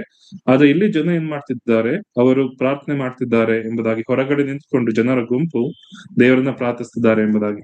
ಕೀರ್ತನಗಾರನು ಅದೇ ಸಂಗತಿಗಳನ್ನ ಹೇಳ್ತಿದ್ದಾನೆ. ನನ್ನ ಪ್ರಾರ್ಥನೆ ಪ್ರತಿನಿತ್ಯವು ಧೂಪದಂತೆ, ಮುಂಜಾನೆಯ ಸಮಯದಲ್ಲಿ ಧೂಪದಂತೆ, ಮತ್ತು ನಾನು ಕೈ ಎತ್ತುವುದು ಸಂಧ್ಯಾ ನೈವೇದ್ಯದಂತೆ ನನಗೆ ಸಮರ್ಪಕವಾಗಲಿ ಎಂಬುದಾಗಿ. ವಿಶ್ವಾಸಿಗಳಾದಂತಹ ನಮ್ಮ ಜೀವಿತದಲ್ಲಿ ಧೂಪವೇದಿ ಮೊದಲನೇದಾಗಿ ಏನನ್ನು ಸೂಚಿಸುತ್ತೆ ಎಂಬುದಾಗಿ ನಾವು ನೋಡುವಾಗ ಪ್ರತಿ ದಿನ ಹಗಲು ಮತ್ತು ಇರುಳು ನಮ್ಮ ಪ್ರಾರ್ಥನೆಯನ್ನು ಅದು ಸೂಚಿಸ್ತದೆ. ಮತ್ತು ಯಾಜಕನು ಆತನು ಒಳಗಡೆ ಹೋಗಿ, ಪರಿಶುದ್ಧ ಸ್ಥಾನದ ಒಳಗಡೆ ಹೋಗಿ ಆತನು ತನ್ನ ಸೇವೆಯನ್ನು ಮಾಡ್ತಿರುವಾಗ, ತಾನು ಧೂಪಾರತಿಯನ್ನು ಸಲ್ಲಿಸ್ತಿರುವಾಗ ಜನರು ಯಾವ ರೀತಿಯಲ್ಲಿ ಆಚೆ ನಿಂತ್ಕೊಂಡು ಅವರು ದೇವರಿಗೆ ಪ್ರಾರ್ಥನೆಗಳನ್ನ ಮಾಡ್ತಿದ್ರು, ಅದೇ ರೀತಿಯಲ್ಲಿ 2 ಸಂಗತಿಗಳನ್ನ ನಾವು ಗಮನಿಸೋದಾದ್ರೆ ಕೀರ್ತನೆಯಲ್ಲಿ ಕೀರ್ತನಗಾರನು ಬರೆಯುವ ಹಾಗೆ, ದಾವೀದನು ಬರೆಯುವ ಹಾಗೆ, ಅದೇ ರೀತಿಯಲ್ಲಿ ಜಕರಿಯನು ಒಳಗಡೆ ಹೋಗಿ ಧೂಪ ಸಮರ್ಪಣೆಯನ್ನು ಮಾಡುವಾಗ ಜನರು ಆಚೆ ನಿಂತುಕೊಂಡು ಪ್ರಾರ್ಥನೆ ಮಾಡುವುದನ್ನು ನಾವು ಅದನ್ನು ಸ್ವಲ್ಪ ಗಮನಿಸುವುದಾದ್ರೆ, 2 ಸಂಗತಿಗಳನ್ನು ಸಹ ಗಮನಿಸುವುದಾದ್ರೆ, ಅವರು ಒಬ್ಬ ವಿಶ್ವಾಸಿ, ಒಬ್ಬ ಭಕ್ತನು, ಒಬ್ಬ ದೇವರನ್ನ ಕಂಡುಕೊಂಡಿರುವಂತಹ ವ್ಯಕ್ತಿ ಆತನ ಜೀವಿತ ಯಾವ ರೀತಿಯಲ್ಲಿ ಇರಬೇಕೆಂಬುದಾಗಿ ಹೇಳುವಾಗ, ಯಾಜಕನ ಜೀವಿತ ಯಾವ ರೀತಿಯಲ್ಲಿ ಯಾಜಕನು ಪ್ರತಿನಿತ್ಯವೂ, ಪ್ರತಿ ಹಗಲು, ಪ್ರತಿ ಇರುಳು ಆತನು ಹೋಗಿ ಆ ಧೂಪವನ್ನು ಸಮರ್ಪಣೆ ಮಾಡ್ತಿದ್ದಾನೆ. ಅದೇ ರೀತಿಯಲ್ಲಿ ನಮ್ಮ ಜೀವಿತವೂ ಸಹ ಧೂಪ ಸಮರ್ಪಣೆಯ ಹಾಗೆ ಪ್ರತಿ ಹಗಲು ಪ್ರತಿ ಇರುಳು ನಾವು ಸಹ ಪ್ರಾರ್ಥನೆಯಲ್ಲಿ ನಮ್ಮ ಮನಸ್ಸನ್ನಿಟ್ಟು ಪ್ರಾರ್ಥನೆಯಲ್ಲಿ ನಾವು ಆ ಒಂದು ಅನ್ಯೂನ್ಯತೆಯನ್ನು ದೇವರೊಂದಿಗೆ ಹೊಂದಿಕೊಳ್ಳಬೇಕೆಂಬುದಾಗಿ ಈ ಧೂಪವೇದಿ ನಮಗೆ ತಿಳಿಸ್ತದೆ. ಮಾತ್ರವಲ್ಲ, ಈ 30ನೇ ಅಧ್ಯಾಯದ 7 ಮತ್ತು 8ನೇ ವಚನದಲ್ಲಿ ನಾವು ಓದುತ್ತಾ ಬಂದ ಹಾಗೆ ಪ್ರತಿನಿತ್ಯವೂ ಆತನು ಯಾಜಕನು ಧೂಪವನ್ನು ಸಮರ್ಪಣೆ ಮಾಡಲೇಬೇಕು. ಈ ಕೀರ್ತನಗಾರನು ಹೇಳ್ತಾ ಬರುವ ಹಾಗೆ, ಅಥವಾ ದಾವೀದನು ಆತನು ಬರೆಯುತ್ತಾ ಬರುವ ಹಾಗೆ, ಮುಂಜಾನೆ ಸಮಯದಲ್ಲಿ, ಸಂಜೆಯ ಸಮಯದಲ್ಲಿ ಆತನು ಯಾವಾಗಲೂ ಪ್ರಾರ್ಥನೆ ಸಲ್ಲಿಸಲೇ ಇರಬೇಕು. ದೇವರ ಮಗನಾಗಿ ಕರೆಯಲ್ಪಟ್ಟಾತನು, ದೇವರ ವಿಶ್ವಾಸಿಯಾಗಿ ಕರೆಯಲ್ಪಟ್ಟವನು, ದೇವರ ಯಾಜಕನಾಗಿ ಕರೆಯಲ್ಪಟ್ಟವನು, ಮತ್ತು ಅವರ ಕರ್ತವ್ಯ ಅವರು ಪ್ರಾರ್ಥನೆ ಮಾಡ್ತಲೇ ಇರಬೇಕು. ಹಾಗಾದ್ರೆ ಹೊಸ ಒಡಂಬಡಿಕೆಯಲ್ಲಿ ನಮಗೆ ಈ ಪ್ರಾರ್ಥಿಸುವುದರ ವಿಚಾರ ಯಾವ ಸಂಗತಿಗಳಿದೆ? ಭಕ್ತರಾಗಿ, ವಿಶ್ವಾಸಿಗಳಾಗಿ, ಹೊಸ ಒಡಂಬಡಿಕೆ ಯಾಜಕರಾಗಿ ಯಾವ ವಿಚಾರಗಳನ್ನು ನಾವು ಕಲಿತುಕೊಳ್ಳಬಹುದು, ಅಥವಾ ಹೇಗೆ ಪವಿತ್ರಾತ್ಮನು ನಮ್ಮನ್ನ ಪ್ರಾರ್ಥನೆ ವಿಚಾರದಲ್ಲಿ ನಡೆಸಿದನು ಎಂಬುದಾಗಿ ನಾವು ನೋಡುವಾಗ 1ನೇ ಥೆಸಲೋನಿಕ 5ನೇ ಅಧ್ಯಾಯದ 17ನೇ ವಚನ. ಯಾವಾಗಲೂ ಸಂತೋಷಿಸಿರಿ, ಎಡಬಿಡದೆ ಪ್ರಾರ್ಥನೆ ಮಾಡಿರಿ, ಎಲ್ಲದರಲ್ಲಿಯೂ ಕೃತಜ್ಞತಾ ಸ್ತುತಿ ಮಾಡಿರಿ, ಇದೇ ನಿಮ್ಮ ವಿಷಯವಾಗಿ ಕ್ರಿಸ್ತ ಯೇಸುವಿನಲ್ಲಿ ತೋರಿ ಬಂದ ದೇವರ ಚಿತ್ತ. ಇಲ್ಲಿ ನಾವು ನೋಡುತ್ತಾ ಬರುವ ಹಾಗೆ, ನಾವು ಪ್ರತಿ ಹಗಲು ಪ್ರತಿ ಇರುಳು ಅಲ್ಲ, ನಾವು ಹೊಸ ಒಡಂಬಡಿಕೆ ಯಾಜಕರಿಗೆ ಕೊಡಲ್ಪಟ್ಟಿರುವಂತಹ ಒಂದು ಜವಾಬ್ದಾರಿ ಧೂಪವನ್ನು ಸಲ್ಲಿಸಬೇಕೆಂಬುದಾಗಿ. ಆದ್ರೆ ನಮಗೆ ಕೊಟ್ಟಿರುವಂತಹ ಸಂಗತಿ ಎಡೆಬಿಡದೆ ಪ್ರಾರ್ಥನೆ ಮಾಡ್ರಿ ಎಂಬುದಾಗಿ, ಎಲ್ಲಾದ್ರಲ್ಲಿ ಕೃತಜ್ಞತಾಸ್ತುತಿ ಮಾಡ್ರಿ ಎಂಬುದಾಗಿ. ಇದೇ ನಿಮ್ಮ ವಿಷಯವಾಗಿ ಕ್ರಿಸ್ತ ಯೇಸುವಿನಲ್ಲಿ ತೋರಿ ಬಂದ ದೇವರ ಚಿತ್ತ. ನಮ್ಮ ಮಹಾಯಾಜಕನು ಈಗಾಗಲೇ ಎಲ್ಲಾ ಕೆಲಸ ಕಾರ್ಯಗಳನ್ನ ಮಾಡಿ ತೀರಿಸಿದ್ದಾನೆ, ನಮಗೆ ಮಾದರಿಯಾಗಿ ಎಲ್ಲಾ ಸಂಗತಿಗಳನ್ನು ತೋರಿಸಿದ್ದಾನೆ. ಯಾವ ರೀತಿಯಲ್ಲಿ ದಾವೀದನು ತನ್ನ ಕೀರ್ತನೆಯಲ್ಲಿ ಬರೀತಾ ಬರ್ತಾನೆ, ಪ್ರತಿ ಮುಂಜಾನೆಯಲ್ಲಿ ನನ್ನ ಪ್ರಾರ್ಥನೆ, ಪ್ರತಿ ಸಂಧ್ಯಾ ನೈವೇದ್ಯದ ಸಮಯದಲ್ಲಿ ನನ್ನ ಪ್ರಾರ್ಥನೆ ಧೂಪ ಸಮರ್ಪಣೆಯಂತೆ ನಿನ್ನ ಸನ್ನಿಧಾನದಲ್ಲಿ ಇರಲಿ ಎಂಬುದಾಗಿ ಆತನು ದೇವರನ್ನ ಬೇಡಿಕೊಳ್ತಿದ್ದಾನೋ, ಯಾವ ರೀತಿಯಲ್ಲಿ ಯಾಜಕನು ಒಳಗಡೆ ಹೋದವನಾಗಿ ಆತನ ಧೂಪ ಸಮರ್ಪಣೆಯನ್ನ ಮಾಡುವಾಗ ಜನರು ಆಚೆ ನಿಂತವರಾಗಿ ಪ್ರಾರ್ಥನೆಯನ್ನು ಮಾಡ್ತಿದ್ದಾರೋ, ಮತ್ತು ಮತ್ತು ನಾವು ವಿಮೋಚನಾ ಕಾಂಡದಲ್ಲಿ ಯೆಹೋವ ದೇವರು ಮೋಶೆಗೆ ಕೊಟ್ಟಂತಹ ಅಪ್ಪಣೆಯ ಮೇರೆಗೆ ಯಾಜಕನು ಪ್ರತಿನಿತ್ಯವೂ 2 ಬಾರಿಯಲ್ಲಿ ಹೋಗಿ ಧೂಪ ಸಮರ್ಪಣೆಯನ್ನು ಮಾಡ್ತಾ ಬರ್ಬೇಕೆಂಬುದಾಗಿ ಹೇಳ್ತಾ ಬಂದನು. ಅದೇ ಹೊಸ ಒಡಂಬಡಿಕೆ ವಿಶ್ವಾಸಿಗಳಂತ ನಮಗೆ ಸಿಕ್ಕಿರುವಂತಹ ಜವಾಬ್ದಾರಿ ಅಥವಾ ಇರುವಂತಹ ಧೂಪ ಸಮರ್ಪಣೆಯ ಜವಾಬ್ದಾರಿ ಹೇಗೆ ಇದೆ ಎಂಬುದಾಗಿ ನಾವು ನೋಡುವಾಗ, ನಾವು ಎಡೆಬಿಡದೆ ಪ್ರಾರ್ಥನೆ ಮಾಡುವವರಾಗಿ ಎಲ್ಲಾ ವಿಚಾರಗಳಲ್ಲಿ ಕೃತಜ್ಞತಾಸ್ತುತಿ ಮಾಡುವವರಾಗಿರ್ಬೇಕೆಂಬುದಾಗಿ. ನಮಗೆ ಸಿಕ್ಕಿರುವಂತಹ ಯಾಜಕರೇ 2 ಪಟ್ಟು ಅಥವಾ ಡಬಲ್ ಪೋರ್ಷನ್ ನಮಗೆ ಸಿಕ್ಕಿದೆ. ಆತ್ಮಿಕ ಯಾಜಕ ವರ್ಗದವರು ನಾವಾಗಿದ್ದೇವೆ ಮತ್ತು ರಾಜವಂಶಸ್ಥಂತ ಯಾಜಕ ವರ್ಗದವರಾಗಿದ್ದೇವೆ. ಆತ್ಮಿಕ ಯಾಜಕ ವರ್ಗದವರಾಗಿ ಒಳಗಡೆ ಹೋಗಿ ನಾವು ಕರ್ತನ ಯಜ್ಞಗಳನ್ನು ಸಮರ್ಪಿಸಬೇಕಾಗಿರ್ತದೆ ಮತ್ತು ಆಚೆ ಬಂದು ಕರ್ತನ ಗುಣಾತಿಶಯಗಳನ್ನ ಪ್ರಚಾರ ಮಾಡಬೇಕಾಗಿರ್ತದೆ. ಪೌಲನು ಥೆಸಲೋನಿಕದವರಿಗೆ ಬರೆದ ಪತ್ರಿಕೆ ಅದನ್ನು ಸಹ 2 ವಿಚಾರದ ಸಂಗತಿಗಳನ್ನು ತಿಳಿಸಿದ್ದಾನೆ. ಮೊದಲನೇದಾಗಿ ಪ್ರಾರ್ಥನೆ ಮಾಡಬೇಕು, ಆ ನಂತರದಲ್ಲಿ ನಾವು ಕೃತಜ್ಞತಾಸ್ತುತಿಯನ್ನು ಮಾಡಬೇಕು. ಎಡೆಬಿಡದೆ ಪ್ರಾರ್ಥನೆ ಮಾಡಬೇಕು, ಎಲ್ಲಾದ್ರಲ್ಲಿಯೂ ಕೃತಜ್ಞತಾಸ್ತುತಿ ಮಾಡಬೇಕು. ಹೇಗೆ ನಾವು ಪ್ರಾರ್ಥನೆ ಮಾಡ್ತೇವೋ, ನಾವು ಎಷ್ಟು ದೇವರನ್ನ ಬೇಡಿಕೊಳ್ತೇವೋ ಅಷ್ಟೇ ಸಂಗತಿಗಳನ್ನ ನಾವು ನಮ್ಮ ಪ್ರಾರ್ಥನೆಗೆ ಉತ್ತರವನ್ನು ಕೊಡುವಾಗ ನಾವು ದೇವರಿಗೆ ಕೃತಜ್ಞತಾಸ್ತುತಿಗಳನ್ನು ಸಹ ಮಾಡ್ಬೇಕೆಂಬುದಾಗಿ ಪೌಲನು ಇಲ್ಲಿ ಬರೀತಾ ಬರ್ತಿದ್ದಾನೆ. ಹೊಸ ಒಡಂಬಡಿಕೆ ವಿಶ್ವಾಸಿಗಳಂತ ನಮ್ಮ ಜೀವಿತದಲ್ಲಿ ದೇವರ ಅವಶ್ಯಕತೆ ಪ್ರತಿನಿತ್ಯವೂ ಪ್ರತಿ ಸಮಯವೂ ಇದೆ. ಹೊಸ ಒಡಂಬಡಿಕೆ ವಿಶ್ವಾಸಿಗಳಂತ ನಾವು 2 ವಿಧವಾದಂತಹ ಯಾಜಕ ಸೇವೆ ಕರೆಯಲ್ಪಟ್ಟಿದ್ದೇವೆ. ಹೊಸ ಒಡಂಬಡಿಕೆಯ ಯಾಜಕರಾದಂತಹ ನಮಗೆ ದೇವರು ಹೇಳ್ತಿರುವಂತಹ ಸಂಗತಿ ಪೌಲನ ಮುಖಾಂತರವಾಗಿ ಯಾವಾಗಲೂ ಸಹ ನಾವು ಪ್ರಾರ್ಥನೆ ಮಾಡಬೇಕು. ಹಳೆ ಒಡಂಬಡಿಕೆ ಯಾಜಕನಾದ್ರೂ ದಿನಕ್ಕೆ 2 ಬಾರಿ ಆತನ ಧೂಪ ಸಮರ್ಪಣೆಯನ್ನು ಮಾಡಬೇಕು. ಆದ್ರೆ ನಮ್ಮ ಧೂಪ ಸಮರ್ಪಣೆ ಯಾವಾಗಲೂ ಅದು ಇರ್ಬೇಕೆಂಬುದಾಗಿ ದೇವರು ಬಯಸ್ತಾನೆ. ಮತ್ತು ಆ ಧೂಪ ಸಮರ್ಪಣೆ ಕೇವಲ ಪ್ರಾರ್ಥನೆಯ ರೂಪದಲ್ಲಿ ಮಾತ್ರವೇ ಅಲ್ಲ, ಪ್ರಾರ್ಥನೆಯೊಂದಿಗೆ ದೇವರ ಉಪಕಾರಗಳನ್ನು ಸ್ಮರಿಸುತ್ತಾ ನಮ್ಮ ಪ್ರಾರ್ಥನೆಗೆ ಉತ್ತರವನ್ನು ಕೊಡುವಾಗ ಆತನಿಗೆ ಕೃತಜ್ಞತಾಸ್ತುತಿ ಸ್ತೋತ್ರಗಳನ್ನು ಸಲ್ಲಿಸುತ್ತಾ ಈ ರೀತಿ ನಾವು ಪ್ರತಿನಿತ್ಯವೂ ಎಡೆಬಿಡದೆ ಎಲ್ಲಾ ಸಮಯದಲ್ಲಿ ಎಲ್ಲಾದರಲ್ಲಿ ನಾವು ಎಡೆಬಿಡದೆ ನಾವು ಪ್ರಾರ್ಥನೆ ಮಾಡುತ್ತಾ ಎಲ್ಲಾದರಲ್ಲಿ ಕರ್ತನಿಗೆ ಸ್ತುತಿಯನ್ನು ಮಾಡುವವರಾಗಿರ್ಬೇಕೆಂಬುದಾಗಿ ಈ ಚಿನ್ನದ ಧೂಪವೇ ನಮಗೆ ಕಲಿಸಿಕೊಡ್ತದೆ. ನಮ್ಮ ಪ್ರಾರ್ಥನೆ ಯಾವ ರೀತಿಯಲ್ಲಿದೆ ಎಂಬುದಾಗಿ ನಾವು ನಮ್ಮನ್ನ ಪರೀಕ್ಷಿಸಿಕೊಳ್ಳೋದಾದ್ರೆ, ಹಳೆ ಒಡಂಬಡಿಕೆ ಯಾಜಕರಿಗೆ 2 ಬಾರಿ ಅವರು ಧೂಪ ಸಮರ್ಪಣೆಯನ್ನು ಮಾಡಬೇಕು. ನಿತ್ಯ ಧೂಪ ಸಮರ್ಪಣೆ ಇರ್ತದೆ, ಅದು ಪ್ರತಿನಿತ್ಯ ಮಾಡುವಾಗ 2 ಬಾರಿ, ಮುಂಜಾನೆ ಮತ್ತು ಸಂಜೆ. ಅಲ್ಲಿ ಆತನಿಗೆ ಯಾವುದೇ ವೀಕ್ ಆಫ್ ಇರೋದಿಲ್ಲ. ನನಗೆ ಸುಸ್ತಾಯ್ತು, ನನ್ಗೆ ಮನ್ಸಿಲ್ಲ ಎಂಬುದಾಗಿ ಆತನು ಹೇಳುವಂತಹ ಸ್ಥಿತಿಯಲ್ಲಿಲ್ಲ. ಆತನು ಯಾವಾಗಲೂ ಈ ಜವಾಬ್ದಾರಿ ಮಾಡ್ಬೇಕು. ಯಾಕಂದ್ರೆ ಅವನಿಗೆ ಈ ಜವಾಬ್ದಾರಿಯನ್ನು ಕೊಟ್ಟಿರುವ ಆತನು ಕರ್ತನು ತಾನೆ, ಯೆಹೋವನು ತಾನೆ. ಆ ಜವಾಬ್ದಾರಿಯಿಂದ ಆತನು ತಪ್ಪಿಸಿಕೊಂಡು ಹೋಗುವಂತಿಲ್ಲ ಮತ್ತು ತನ್ನ ಮನಸ್ಸಿಗೆ ಬಂದಂತಹ ಧೂಪ ಸಮರ್ಪಣೆಯನ್ನು ಮಾಡುವಂತಿಲ್ಲ. ಯಾವ ಒಂದು ಕಾನ್ಸಂಟ್ರೇಷನ್ ಅಲ್ಲಿ ಕೊಟ್ಟಿದ್ದಾನೋ ಧೂಪ ಅದು ಒಂದು ಧೂಪ ಅದು ಇದೇ ಈ ವಸ್ತುಗಳಿಂದ ಮಾಡಲ್ಪಟ್ಟಿರ್ಬೇಕು ಮತ್ತು ಇಷ್ಟೇ ಕಾನ್ಸಂಟ್ರೇಷನ್ ಅಲ್ಲಿ ಹಾಕಿ ಇಷ್ಟೇ ಪ್ರಮಾಣದಲ್ಲಿ ನೀವು ಬೇರೆ ಬೇರೆ ವಸ್ತುಗಳನ್ನ ಸೇರಿಸಿ ಈ ಧೂಪವನ್ನು ಮಾಡಬೇಕೆಂಬುದಾಗಿ ಯೆಹೋವ ದೇವರು ಹೇಳಿದ್ದಾರೆ. ಮತ್ತು ಇದೇ ಬೆಂಕಿನ ನೀವು ತಂದು ಅಲ್ಲಿ ಹಾಕಬೇಕೆಂಬುದಾಗಿ ಯೆಹೋವ ದೇವರು ಹೇಳಿದ್ದಾರೆ. ಅದೇ ರೀತಿಯಲ್ಲಿ ಅವ್ರು ಮಾಡ್ಬೇಕಾಗುತ್ತೆ. ಹೊಸ ಒಡಂಬಡಿಕೆ ವಿಶ್ವಾಸಿಗಳಂತ ನಮಗೂ ಸಹ ದೇವರು ಹೇಳುತ್ತಿರುವಂತಹ ಒಂದು ಸಂಗತಿ, ನಮ್ಮ ಕರ್ತನಾದಂತ ಯೇಸು ಕ್ರಿಸ್ತನು ಮಾಡಿದಂತ ಸಂಗತಿ, ನನ್ನ ತಂದೆಯ ಮಾತುಗಳನ್ನ ಬಿಟ್ಟು ನಾನು ಏನನ್ನೂ ಸಹ ಮಾಡುವುದಿಲ್ಲ ಎಂಬುದಾಗಿ ಆತನು ಹೇಳ್ತಾನೆ. ಪ್ರತಿನಿತ್ಯ ಮುಂಜಾನೆಯಲ್ಲಿ ಇನ್ನೂ ಕತ್ತಲಿರುವಾಗಲೇ ಆತನ ತಂದೆಯ ಬಳಿಗೆ ಹೋದನೆಂಬುದಾಗಿ ನಾವು ನೋಡ್ತೇವೆ. ರಾತ್ರಿ ಆತನು ಎಲ್ಲರನ್ನ ಕಳಿಸಿ ರಾತ್ರಿ ಸರ್ವಹೊತ್ತಿನವರೆಗೂ ಸಹ ಆತನು ಪ್ರಾರ್ಥನೆ ಮಾಡ್ತಾ ಬಂದನೆಂಬುದಾಗಿ ನಮಗೆ ಸುವಾರ್ತೆಗಳು ತಿಳಿಸ್ತಾ ಬರ್ತದೆ. ಸೊ ನಮ್ಮ ಮಹಾಯಾಜಕನು ನಮಗೆ ಎಲ್ಲಾ ಸಂಗತಿಗಳನ್ನ ಮಾಡಿ ತಿಳಿಸಿರುವಾಗ, ನಮ್ಮ ಮಹಾಯಾಜಕನು ನಮ್ಮ ಎಲ್ಲಾ ವಿಚಾರಗಳನ್ನ ಆತನು ಮಾದರಿ ತೋರಿಸಿ ಅದನ್ನು ಹೋಗಿರುವಾಗ, ನಮ್ಮ ಪ್ರಾರ್ಥನಾ ಜೀವಿತ ಯಾವ ರೀತಿಯಲ್ಲಿದೆ? ಪರಿಶುದ್ಧ ಸ್ಥಳಕ್ಕೆ ಬಂದು ನಾವು ಧೂಪವನ್ನು ಸಮರ್ಪಿಸುವಂತಹ ರೀತಿಯಲ್ಲಿದ್ದೇವ? ಮತ್ತು ನಮ್ಮ ಧೂಪ ಸಮರ್ಪಣೆ ಯಾವ ರೀತಿಯಲ್ಲಿದೆ? ದೇವರು ಹೇಳಿದ ಹಾಗೆ, ದೇವರ ವಾಕ್ಯದ ಅನುಸರಣೆಗೆ ತಕ್ಕ ಹಾಗೆ ದೇವರು ತಿಳಿಸುವ ಸಂಗತಿಗಳನ್ನ ನಾವು ಮಾಡ್ತಾ ಬರ್ತಿದ್ದೇವ? ಪ್ರಾರ್ಥನೆಯಲ್ಲಿ ನಾವು ಮಾಡ್ತಾ ಬರ್ತಿದ್ದೇವ? ಅಥವಾ ಏನೋ ತಿಳಿಯದ ಇತರರ ಹಾಗೆ ಕೇವಲ ದೇವ್ರೆ ನನಗೆ ಅದು ಕೊಡು ಇದು ಕೊಡು ಎಂಬುದಾಗಿ ಹೇಳ್ತಾ ಬರ್ತೀವಿ. ಇವತ್ತು ನಮ್ಮ ಪ್ರಾರ್ಥನೆ ಯಾವ ರೀತಿಯಲ್ಲಿದೆ? ಪ್ರಾರ್ಥನೆ ಮಾಡುವುದನ್ನು ನಮಗೆ ಕಲಿಸಿಕೊಡು ಎಂಬುದಾಗಿ ಹೇಳುವಾಗ ದೇವರಲ್ಲಿ ಒಂದು ಮಾದರಿಯನ್ನು ಸಹ ಆತನು ಕೊಟ್ಟಿದ್ದಾನೆ. ಅದನ್ನೇ ಪ್ರಾರ್ಥಿಸಿರಿ ಎಂಬುದಾಗಿ ಹೇಳಿಲ್ಲ, ಆದ್ರೆ ಈ ರೀತಿ ಪ್ರಾರ್ಥಿಸಿರಿ ಎಂಬುದಾಗಿ ಅದನ್ನಲ್ಲಿ ಹೇಳಿ ಹೋಗಿದ್ದಾನೆ. ಪೌಲನು ಹೇಳ್ತಾನೆ, ನೀವು ಎಡೆ ಬಿಡದೆ ಪ್ರಾರ್ಥನೆ ಮಾಡ್ರಿ ಎಂಬುದಾಗಿ. ಯೇಸು ಸ್ವಾಮಿ ಹೇಳಿದ್ದು, ನೀನ್ ಪ್ರಾರ್ಥನೆ ಮಾಡುವಾಗ ಹೇಳಿದನ್ನೇ ಪದೇ ಪದನ್ನ ರಿಪೀಟ್ ಮಾಡಬೇಡ ಎಂಬುದಾಗಿ ಹೇಳಿದ್ದಾರೆ. ಮತ್ತು ನಿನಗೆ ಏನ್ ಬೇಕೆಂಬುದಾಗಿ ತಂದೆಗೆ ಈಗಾಗಲೇ ತಿಳಿದದೆ, ಆದ್ದರಿಂದ ನೀವು ಪ್ರಾರ್ಥನೆ ಮಾಡುವಾಗ ಈ ರೀತಿ ಪ್ರಾರ್ಥಿಸ್ರ ಎಂಬುದಾಗಿ ದೇವರು ಪ್ರಾರ್ಥನೆಯ ಎಲ್ಲಾ ಸಂಗತಿಗಳನ್ನ ನಮಗೆ ತಿಳಿಸಿಕೊಟ್ಟಿದ್ದಾರೆ. ಪ್ರಾರ್ಥನೆ ಮಾಡುವಾಗ ನಮ್ಮ ಒಂದು ವಿಚಾರಗಳು ಹೇಗಿರಬೇಕು, ನನ್ನ ಜೀವಿತ ಹೇಗಿರಬೇಕು, ಭಕ್ತರು ಅಥವಾ ಅಪೊಸ್ತಲರ ಕೃತ್ಯಗಳಲ್ಲಿ ಆದಿ ಸಭೆ ಯಾವ ರೀತಿಯಲ್ಲಿ ಪ್ರಾರ್ಥನೆ ಮಾಡಿತು, ಅವರು ಪ್ರಾರ್ಥನೆ ಮಾಡುವಾಗದಂತ ಸಂಗತಿಗಳೇನು, ಹೀಗೆ ಅನೇಕ ಸಂಗತಿಗಳನ್ನ ನಾವು ನೋಡ್ತಾ ಬರ್ತೇವೆ. ಅನಂತರ ಅಪೊಸ್ತಲನಾದಂತಹ ಪೌಲನು ಅನೇಕ ವಿಚಾರವಾಗಿ ಪ್ರಾರ್ಥನೆ ಸಂಗತಿಗಳನ್ನ ಬರೆಯುತ್ತಾನೆ. ಅದೊಂದು ಸುಂದರವಾದಂತಹ ಧ್ಯಾನ, ಪೌಲನ ಪ್ರಾರ್ಥನೆಗಳೆಂಬುದಾಗಿ. ಪೌಲನು ಅನೇಕ ಪ್ರಾರ್ಥನೆಗಳನ್ನ ಮಾಡ್ತಾ ಬಂದಿದ್ದಾನೆ. ಆ ಪ್ರಾರ್ಥನೆಯ ಉದ್ದೇಶಗಳೇನು, ಪ್ರಾರ್ಥನೆಯ ಸಂಗತಿಗಳೇನು, ಪ್ರಾರ್ಥನೆಯನ್ನು ಯಾವ ವಿಚಾರಗಳಿಗಾಗಿ ಮಾಡಬೇಕು, ಯಾವಾಗ ನಾವು ಕೃತಜ್ಞತಾಸ್ತುತಿ ಸಲ್ಲಿಸಬೇಕು, ಹೇಗೆ ಮಾಡ್ಬೇಕು, ಹೀಗೆ ಎಲ್ಲಾ ಕಟ್ಟಳೆಗಳನ್ನು ನಮಗೆ ಈಗಾಗಲೇ ದೇವರು ತನ್ನ ಸೇವಕರ ಮುಖಾಂತರವಾಗಿ ಪವಿತ್ರಾತ್ಮೆಯಿಂದ ಬರೆಸಿಕೊಟ್ಟಿದ್ದಾನೆ. ಆದ್ರೆ ನಾವು ನಮ್ಮ ವಿಶ್ವಾಸ ಜೀವಿತದಲ್ಲಿ, ನಮ್ಮ ಯಾಜಕ ವೃತ್ತಿಯಲ್ಲಿ ನಾವು ಈ ಧೂಪ ಸಮರ್ಪಣೆ ಅಥವಾ ನಾವು ಈ ಪ್ರಾರ್ಥನೆಯನ್ನ ಎಷ್ಟು ಗಂಭೀರವಾಗಿ ಪರಿಗಣಿಸ್ತಿದ್ದೇವೆ. ಸಭೆಯಾಗಿ ಪ್ರಾರ್ಥನೆಗೆ ಕೂಡಿಕೊಳ್ಳ್ರಿ ಎಂಬುದಾಗಿ ಹೇಳುವಾಗ ಎಷ್ಟೋ ಬಾರಿ ಕೇವಲ ಬೆರಳಿಕೆ ಎಷ್ಟು ಜನ ಇರುವಂತಹ ಸಂಗತಿಗಳಿದ್ದಾರೆ ಎಂಬುದಾಗಿ ಎಷ್ಟೋ ಬಾರಿ ಸೇವಕರುಗಳು ಅನೌನ್ಸ್ ಮಾಡೋದನ್ನ ನಾವು ಕೇಳ್ತಾ ಬರ್ತಿದ್ದೇವೆ.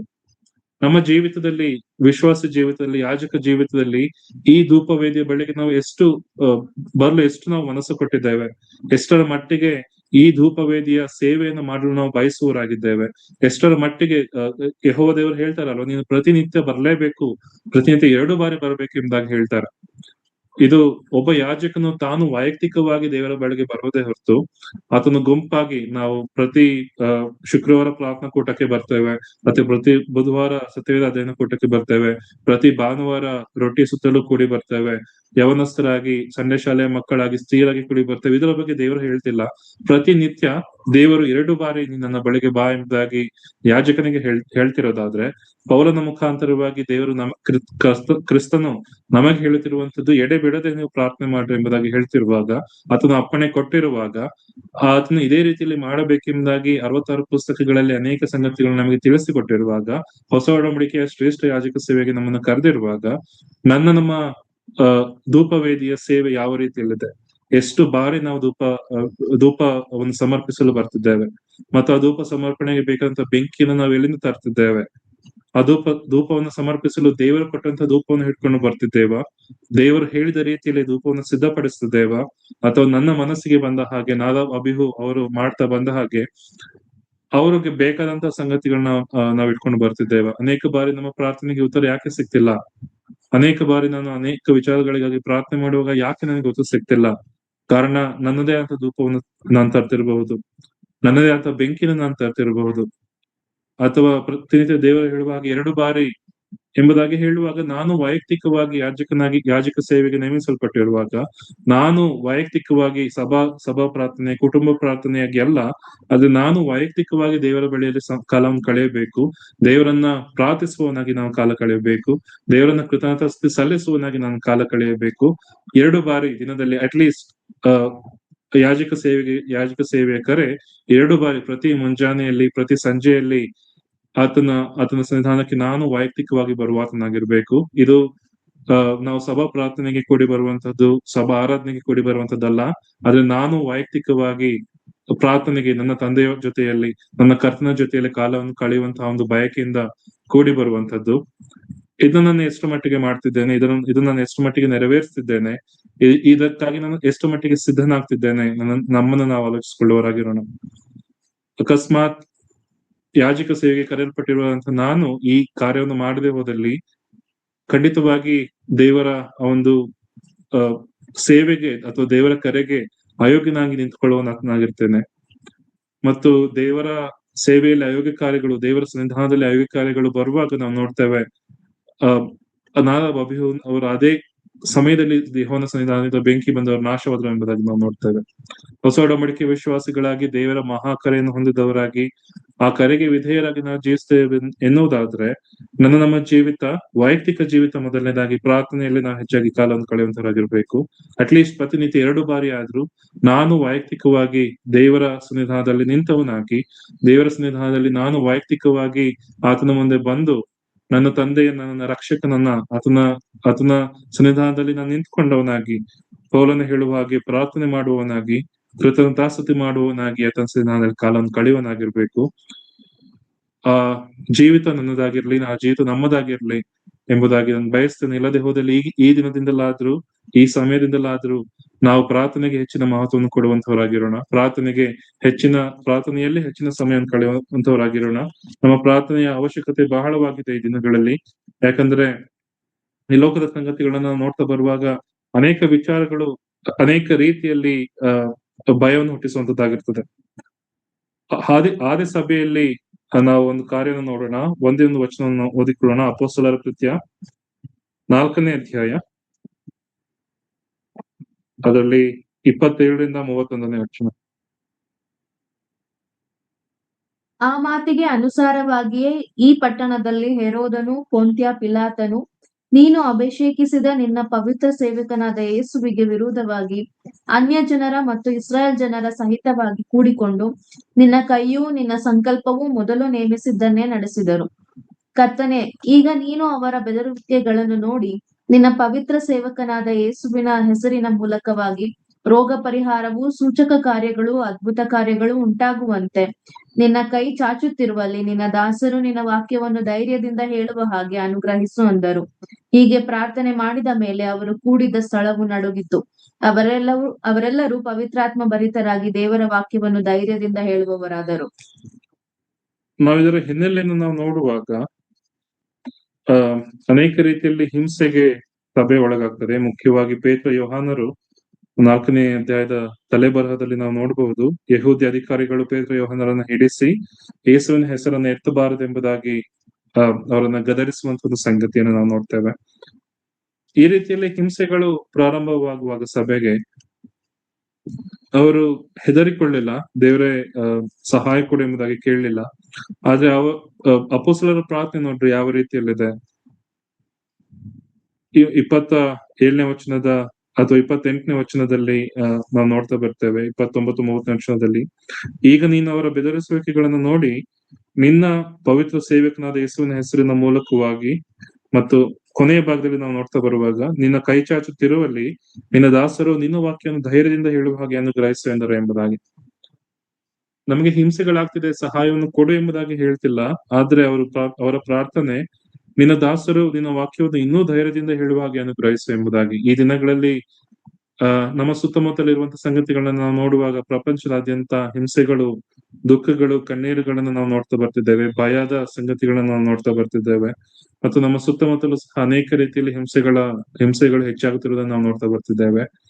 ಆದಿ ಸಭೆಯಲ್ಲಿಯೂ ಸಹ ಈ ರೀತಿ ಸಂಗತಿಗಳಾಗುವಾಗ ಅಪೊಸ್ತಲರು ಮತ್ತು ಆ ದಿನದ ದೇವಜನರು ಮಾಡ್ತಾ ಬಂತ ಸಂಗತಿ, ನಿನ್ನ ದಾಸರು ನಿನ್ನ ವಾಕ್ಯವನ್ನು ಧೈರ್ಯದಿಂದ ಹೇಳುವ ಹಾಗೆ ಅನುಗ್ರಹಿಸು ಎಂಬುದಾಗಿ. ಎಂತಹ ಶ್ರೇಷ್ಠವಾದಂತಹ ಪ್ರಾರ್ಥನೆ ಇದಾಗಿದೆ, ಎಂತಹ ಶ್ರೇಷ್ಠವಾದಂತಹ ಸಂಗತಿ ಇದಾಗಿದೆ. ಮತ್ತು ಅವರು ಒಂದೇ ಮನಸ್ಸಿನಿಂದ ಪ್ರಾರ್ಥನೆ ಮಾಡುವಾಗ 31ನೇ ವಚನದಲ್ಲಿ ನಾವು ನೋಡ್ತೇವೆ, ಹೀಗೆ ಪ್ರಾರ್ಥನೆ ಮಾಡಿದ ಮೇಲೆ ಅವರು ಕೂಡಿದ ಸ್ಥಳವು ನಡುಗಿತು, ಅವರೆಲ್ಲರೂ ಪವಿತ್ರಾತ್ಮ ಭರಿತರಾಗಿ ದೇವರ ವಾಕ್ಯವನ್ನು ಧೈರ್ಯದಿಂದ ಹೇಳುವರಾದ್ರು ಎಂಬುದಾಗಿ. ನಮ್ಮ ಜೀವಿತದಲ್ಲಿ ನಾವು ಪ್ರಾರ್ಥನೆಗೆ ಎಷ್ಟು ಮಟ್ಟಿಗೆ ಸಮಯವನ್ನು ಕೊಡ್ತಿದ್ದೇವೆ, ಅಥವಾ ಪ್ರಾರ್ಥನೆಗೆ ಎಷ್ಟು ಮಟ್ಟಿಗೆ ಮಹತ್ವವನ್ನು ಕೊಡ್ತಿದ್ದೇವೆ, ಪ್ರಾರ್ಥನೆಯ ಬಲ, ಪ್ರಾರ್ಥನೆಯ ಮಹತ್ವವನ್ನು ಈ ವಾಕ್ಯ ನಾವು ತಿಳ್ಕೊಳ್ಳಬಹುದು. ಶಾಸ್ತ್ರಾಭ್ಯಾಸ ಮಾಡದಂತ ಸಾಧಾರಣ ಮೀನುಗಾರರು, ಅವರು ಯೇಸು ಕ್ರಿಸ್ತನ ವಿಚಾರವಾಗಿ ಧೈರ್ಯದಿಂದ ಓಡಿ ಹೋದಂತಹ ಜನರು ಯೇಸು ಸ್ವಾಮಿಯನ್ನ ಹಿಡ್ಕೊಳ್ಳುವಾಗ, ಆದ್ರೆ ಈಗ ನಾವು ನೋಡ್ತೇವೆ ಓಡಿ ಹೋದಂತಹ, ಬಾಗಲ ಹಾಕಿಕೊಂಡು ಅಡಗಿಕೊಂಡು ಕೂತಿದ್ದಂತಹ ಈ ಜನರು ನಾವು ನೋಡ್ತಾ ಬರ್ತೇವೆ, ಧೈರ್ಯವಾಗಿ ಹೇಳ್ತಿದ್ದಾರೆ. ಮತ್ತು ಅವರನ್ನ ಹಿಡಿದು ಗದರಿಸುವಾಗ, ಅವರಿಗೆ ಪೆಟ್ಟುಗಳನ್ನು ಕೊಡುವಾಗ, ದೇವರೇ ನಿನ್ನ ದಾಸರು ನಿನ್ನ ವಾಕ್ಯವನ್ನು ಧೈರ್ಯದಿಂದ ಹೇಳುವ ಹಾಗೆ ಅನುಗ್ರಹಿಸು ಎಂಬುದಾಗಿ ಏಕ ಮನಸ್ಸಿಂದ ಪ್ರಾರ್ಥನೆ ಮಾಡುವಾಗ ನಾವು ನೋಡ್ತೇವೆ ಅವರಿದ್ದಂತಹ ಸ್ಥಳ ನಡುಗಿತು ಎಂಬುದಾಗಿ ನಾವು ನೋಡ್ತೇವೆ. ಅವರು ಪವಿತ್ರಾತ್ಮ ಭರಿತರಾಗಿ ಧೈರ್ಯದಿಂದ ದೇವರ ವಾಕ್ಯವನ್ನು ಹೇಳುವರಾದ್ರು ಎಂಬುದಾಗಿ. ನಮ್ಮ ಪ್ರಾರ್ಥನೆ ಈ ದಿನಗಳಲ್ಲಿ ಯಾವ ವಿಚಾರವನ್ನ ಒಳಗೊಂಡಿದೆ? ನಮ್ಮ ಪ್ರಾರ್ಥನೆ ಯಾವ ಸಂಗತಿಗಳಿಗೆ ನಾವು ಪ್ರಾರ್ಥನೆ ಮಾಡ್ತಿದ್ದೇವೆ? ನಮ್ಮ ಸ್ವಂತ ಬಯಕೆಗಳನ್ನು ನಾವು ನೋಡ್ತಿದ್ದೇವ? ನಂಗೆ ಕೆಲ್ಸ ಕೊಡು, ಅಥವಾ ನನ್ಗೆ ಹಣ ಕೊಡು, ನನ್ಗೆ ಆಸ್ತಿ ಇಲ್ಲ, ನಂಗೆ ಬೇರೆ ಸಂಗತಿಗಳನ್ನ ಕೊಡು ಎಂಬುದಾಗಿ ನಾವು ಪ್ರಾರ್ಥನೆ ಮಾಡ್ತಿದ್ದೇವೆ? ಅಥವಾ ದೇವರ ನಿನ್ನ ಸ್ವಾರ್ಥ ಸೇವೆಗೆ ಸಹಾಯವನ್ನು ಕೊಡು, ದೇವರೇ ನಿನ್ನ ವಾಕ್ಯವನ್ನು ಹೇಳಲು ಧೈರ್ಯವನ್ನು ಕೊಡು ಎಂಬುದಾಗಿ ನಾವು ಪ್ರಾರ್ಥನೆ ಮಾಡ್ತಿದ್ದೇವೆ. ಸ್ವಾಮಿ ಹೇಳಿದಂತ ಒಂದು ಮಾತು, ನೀವು ನಿಮ್ಮ ಸ್ವಂತ ಆಲೋಚನೆಗಳಿಗಾಗಿ ತವಕಿಸಿರಿ, ಅದಕ್ಕಾಗಿ ಪ್ರಯತ್ನ ಪಡ್ರಿ ಎಂಬುದಾಗಿ ಹೇಳಿಲ್ಲ, ಆದ್ರೆ ದೇವರ ರಾಜ್ಯಕ್ಕಾಗಿ, ನೀತಿಗಾಗಿ ನೀವು ತವಕ ಪಡ್ರಿ. ನೀವು ಬೇಡಿಕೊಳ್ಳುವಂತಹ ನಿಮಗೆ ಅವಶ್ಯಕತೆವಾಗಿರುವಂತಹ ಎಲ್ಲಾ ಸಂಗತಿಗಳನ್ನು ನಾನು ನಿಮಗೆ ಒದಗಿಸಿ ಕೊಡ್ತೇನೆ ಎಂಬುದಾಗಿ ದೇವರು ಹೇಳಿದ್ದಾನೆ. ನಾವು ಮಾಡಬೇಕಾಗಿರುವಂತಹ ಸಂಗತಿ, ನಿತ್ಯವೂ ಸಹ ನಮ್ಮ ಕರ್ತನ ಸನ್ನಿಧಾನದಲ್ಲಿ ಬಂದವರಾಗಿ ನಮ್ಮ ಪ್ರಾರ್ಥನೆಗಳನ್ನ, ನಮ್ಮ ಮನವಿಗಳನ್ನ, ನಮ್ಮ ಬೇಡಿಕೆಗಳನ್ನ ಮತ್ತು ಕೃತಜ್ಞತಾ ಸ್ತುತಿಗಳನ್ನ ಆತನ ಮುಂದೆ ಸಲ್ಲಿಸುವಾಗ ಖಂಡಿತವಾಗಿ ನಮ್ಮ ಜೀವಿತದಲ್ಲಿ ನಮ್ಮ ಮುಖಾಂತರವಾಗಿ ಅನೇಕ ಕಾರ್ಯಗಳನ್ನು ನಡೆಸಲು, ನಮ್ಮ ಸಭೆ ಮುಖಾಂತರವಾಗಿ, ನಮ್ಮ ಮುಖಾಂತರವಾಗಿ ಅನೇಕ ಶ್ರೇಷ್ಠ ಸಂಗತಿಗಳನ್ನು ನಡೆಸಲು ಕರ್ತನು ಶಕ್ತನಾಗಿದ್ದಾನೆ. ಅದರಿಂದ ನಾವು ಮುಂದುವರಿಯುವಂತವರಾಗಿರೋಣ, ಪ್ರಾರ್ಥನೆ ಇನ್ನೂ ಹೆಚ್ಚಾಗಿ ಮಾಡುವಂತವರಾಗಿರೋಣ, ವೈಯಕ್ತಿಕವಾಗಿಯೂ ಸಭೆಯಾಗಿಯೂ ಹೆಚ್ಚಾಗಿ ನಾವು ಪ್ರಾರ್ಥನೆಯಲ್ಲಿ ಮುಂದುವರಿಯುವಂತವರಾಗಿರೋಣ. ಮತ್ತು ಯಾಕೆ ಯಾಜಕರು ಈ ಒಂದು ಕರ್ತವ್ಯವನ್ನು ಮಾಡಲೇಬೇಕು ಎಂಬುದಾಗಿ ನಾವು ಆಲೋಚನೆ ಮಾಡೋದಾದ್ರೆ, ಇಸ್ರಾಯೇಲ್ಗಾದ್ರೂ 12 ಕುಲಗಳ ಮಧ್ಯದಲ್ಲಿ ಇವರು ಒಂದು ಕುಲ ಇದೆ, ಒಂದು ಕುಲದಲ್ಲಿ ಒಂದು ಕುಟುಂಬ ಇದೆ. ಇವರು ಯಾವಾಗಲೂ ಆ ಒಂದು ಗುಡಾರದ ಹತ್ತಿರದಲ್ಲಿದ್ದಾರೆ, ನಾವು ನೋಡ್ತಾ ಬಂದಿದ್ದೇವೆ. ಈ ಗುಡಾರದ ಹತ್ತಿರದಲ್ಲಿ ಮುಖ್ಯವಾಗಿ ಆರೋನನ ಮನೆತನದವರು ಗುಡಾರದ ಪೂರ್ವ ಭಾಗದಲ್ಲಿದ್ದಾರೆ. ಅವರ ಕಣ್ಣುಗಳು ಯಾವಾಗಲೂ ಗುಡಾರದ ಮುಂದೆ ಇದೆ. ಗುಡಾರದ ಒಳಗಡೆ ಇರುವಂತಹ ಪವಿತ್ರ ಸ್ಥಾನದಲ್ಲಿ ಇರುವಂತಹ ವಸ್ತುಗಳ ಕುರಿತಾಗಿ ಅವರ ಮನಸ್ಸು ಯಾವಾಗಲೂ ಅದರ ಕುರಿತಾಗಿ ಆಲೋಚನೆ ಮಾಡ್ತಿರ್ಬೇಕೆಂಬುದಾಗಿ ದೇವರು ಹೇಳಿದ್ದಾರೆ. ಯಾಕೆ ಇದೆಲ್ಲಾ ಸಂಗತಿಯನ್ನು ಅವ್ರು ಮಾಡ್ಬೇಕು? ಯಾಕೆ ಪ್ರತಿನಿತ್ಯ ಅವರು ಧೂಪವನ್ನು ಸಮರ್ಪಿಸಿ ದೇವರಿಗೆ ಪ್ರಾರ್ಥನೆ ಮಾಡ್ಬೇಕೆಂಬುದಾಗಿ ಆಲೋಚನೆ ಮಾಡೋದಾದ್ರೆ, 11 ಕುಲಗಳ ಒಂದು ಸಂಗತಿಗಳನ್ನ ನಾವು ನೋಡುವಾಗ, ಊಟಕ್ಕಾಗಿ, ನೀರಿಗಾಗಿ ಮತ್ತು ವಿರೋಧಿಗಳಿಗಾಗಿ ಅವರು ಪ್ರತಿನಿತ್ಯ ಗುಣಗೊಡ್ತಾ ಇದ್ದಾರೆ. ದೇವರಿಗೆ ವಿರುದ್ಧವಾಗಿ ತಿರುಗಿ ಬೀಳ್ತಿದ್ದಾರೆ. ದೇವರ ಕಟ್ಟಳೆಗಳನ್ನ ಕೈಕೊಂಡು ನಡೆಯದೆ ತಮ್ಮ ಚಿತ್ತಕ್ಕೆ ತಕ್ಕ ಹಾಗೆ ನಡೆದುಕೊಳ್ತಿದ್ದಾರೆ. ದೇವರನ್ನ ಪರೀಕ್ಷಿಸ್ತಿದ್ದಾರೆ. ದೇವರು ನೇಮಿಸಿದಂತ ಮೋಶೆ, ಆರೋನರನ್ನ ಅವರು ವಿವಿಧ ರೀತಿಯಲ್ಲಿ ಗುಣಗೊಡ್ತಿದ್ದಾರೆ, ವಿರೋಧವಾಗಿ ತಿರುಗಿ ಬೀಳ್ತಿದ್ದಾರೆ. ಎಲ್ಲಾ ಸಂಗತಿಗಳನ್ನ ಮಾಡ್ತಿರುವಂತ ಜನರ ಮಧ್ಯೆ ಅವರಿಗೆ ದೇವರ ವಾಕ್ಯವನ್ನ ತಿಳಿಯಪಡಿಸ್ಬೇಕೆಂಬುದಾಗಿ, ಅವರ ಪರವಾಗಿ ನಿಂತುಕೊಂಡು ದೇವರ ಸಂಗತಿಗಳನ್ನ, ಅವರನ್ನ ದೇವರ ಕೃಪಾಸನದ ಬಳಿಗೆ ಕರೆತರಬೇಕೆಂಬುದಾಗಿ ಈ ಧೂಪ ವೇದಿಯ ಕರ್ತವ್ಯ ಅವರಿಗೆ ಸಿಕ್ಕಿದೆ. ಹೊಸ ಒಡಂಬಡಿಕೆ ಯಾಚಕಂತ ನಾವು ಸಹ ನಮ್ಮ ಸುತ್ತಮುತ್ತಲು ನಾಶವಾಗುತ್ತಿರುವಂತಹ ಅನೇಕ ಜನರು ನಮ್ಮ ಮಧ್ಯದಲ್ಲಿದ್ದಾರೆ. ಸಭೆಗಳಲ್ಲಿ ಪ್ರೀತಿ ತಣ್ಣಗಾಗಿ ಹೋಗ್ತದೆ, ಸಭೆಗಳಲ್ಲಿ ದೇವರ ವಾಕ್ಯದ ಆಸಕ್ತಿ ತಣ್ಣಗಾಗಿ ಹೋಗ್ತದೆ. ಪೌಲನು ಹೇಳ್ತಾ ಬರುವ ಹಾಗೆ ಭಕ್ತಿಯ ವೇಷ ಇದೆ, ಅದರ ಬಲ ಬೇಡ ಎನ್ನುವಂತ ಸ್ಥಿತಿಗೆ ಸಭೆಗಳು, ದೇವಜನರು ಈ ದಿನಗಳಲ್ಲಿ ಬಂದಿದ್ದಾರೆ. ಅವರೆಲ್ಲರನ್ನೂ ಸಹ ಪ್ರಾರ್ಥನೆಯಲ್ಲಿ ಎತ್ತಿ ಹಿಡಿಯುವಂತ ಜವಾಬ್ದಾರಿ ನಮ್ಮದಾಗಿದೆ. ದೇವರು ಈ ಸೇವೆಗೆ ಕರೆದಿರುವಂತದ್ದು ನಮ್ಮನ್ನು ಮತ್ತು ನಮ್ಮ ಪ್ರಾರ್ಥನೆಗಳನ್ನು ಹೆಚ್ಚಾಗಿ ಕೇಳುವಾತನಾಗಿದ್ದಾನೆ. ನಾವು ಪ್ರಾರ್ಥನೆ ಮಾಡಬೇಕೆಂಬುದಾಗಿ ಬಯಸ್ತಾನೆ. ನಮ್ಮ ಪ್ರಾರ್ಥನೆಯನ್ನು ಕೇಳುವಲ್ಲಿ ಸಂತೋಷ ಪಡ್ತಾನೆ. ಮತ್ತು ಈ ಎಲ್ಲಾ ಸಂಗತಿಗಳಿಗಾಗಿ, ಎಲ್ಲಾ ವಿಚಾರಗಳಿಗಾಗಿ ಯಾಜಕರನ್ನೇ ಆತನು ಧೂಪವೇದಿ ಮುಂದೆ ಬರಮಾಡಿದ್ದಾನೆ. ಹೊಸ ಒಡಂಬಡಿಕೆ ಯಾಜಕ ಅಂತ ನಮಗೂ ಸಹ ಪೌಲನು ಹೇಳುತ್ತಿರುವಂತ ಸಂಗತಿ, ಯಾವಾಗಲೂ ಎಡೆಬಿಡದೆ ಪ್ರಾರ್ಥನೆ ಮಾಡ್ರಿ ಮತ್ತು ಯಾವಾಗಲೂ ಕರ್ತನ ಮುಂದೆ ಕೃತಜ್ಞತಾ ಸ್ತುತಿಯನ್ನು ಸಲ್ಲಿಸ್ರಿ ಎಂಬುದಾಗಿ. ನಾವುಗಳು ಇದನ್ನು ಮಾಡದೆ ಹೋದ್ರೆ ಬೇರೆ ಯಾರು ಮಾಡ್ತಾರೆ? ನಾವುಗಳು ಕರ್ತನ ಮುಂದೆ ಮಧ್ಯಸ್ಥಗಾರರಾಗಿ ನಮ್ಮ ಸಹೋದರರಿಗಾಗಿ, ನಮ್ಮ ಸಹೋದರಿಯರಿಗಾಗಿ, ಕರ್ತನನ್ನು ಕಂಡುಕೊಳ್ಳದೆ ಇರುವಂತಹ ನಮ್ಮ ನೆರೆಹೊರೆಯವರಿಗಾಗಿ, ನಮ್ಮ ಸಹೋದ್ಯೋಗಿಗಳಿಗಾಗಿ ಮತ್ತು ಅನೇಕ ಸಂಘಟನೆಗಳಿಗಾಗಿ ನಾವು ಪ್ರಾರ್ಥನೆ ಮಾಡೋದಾದ್ರೆ ಇನ್ಯಾರು ಪ್ರಾರ್ಥನೆ ಮಾಡ್ತಾರೆ? ಅದರಿಂದ ಪ್ರಾರ್ಥನೆ ಮಾಡುವಂತ ಜವಾಬ್ದಾರಿ ನಮ್ಮ ಮೇಲಿದೆ. ಪ್ರಾರ್ಥನೆ ಮಾಡ್ಲೇಬೇಕೆಂಬುದಾಗಿ ದೇವರ ವಾಕ್ಯ ನಮ್ಮನ್ನ ಎಚ್ಚರಿಸುವಂತದ್ದಾಗಿದೆ. ನಾವು ಅದರಲ್ಲಿ ಮುಂದುವರಿಯುವಂತರಾಗಿರೋಣ.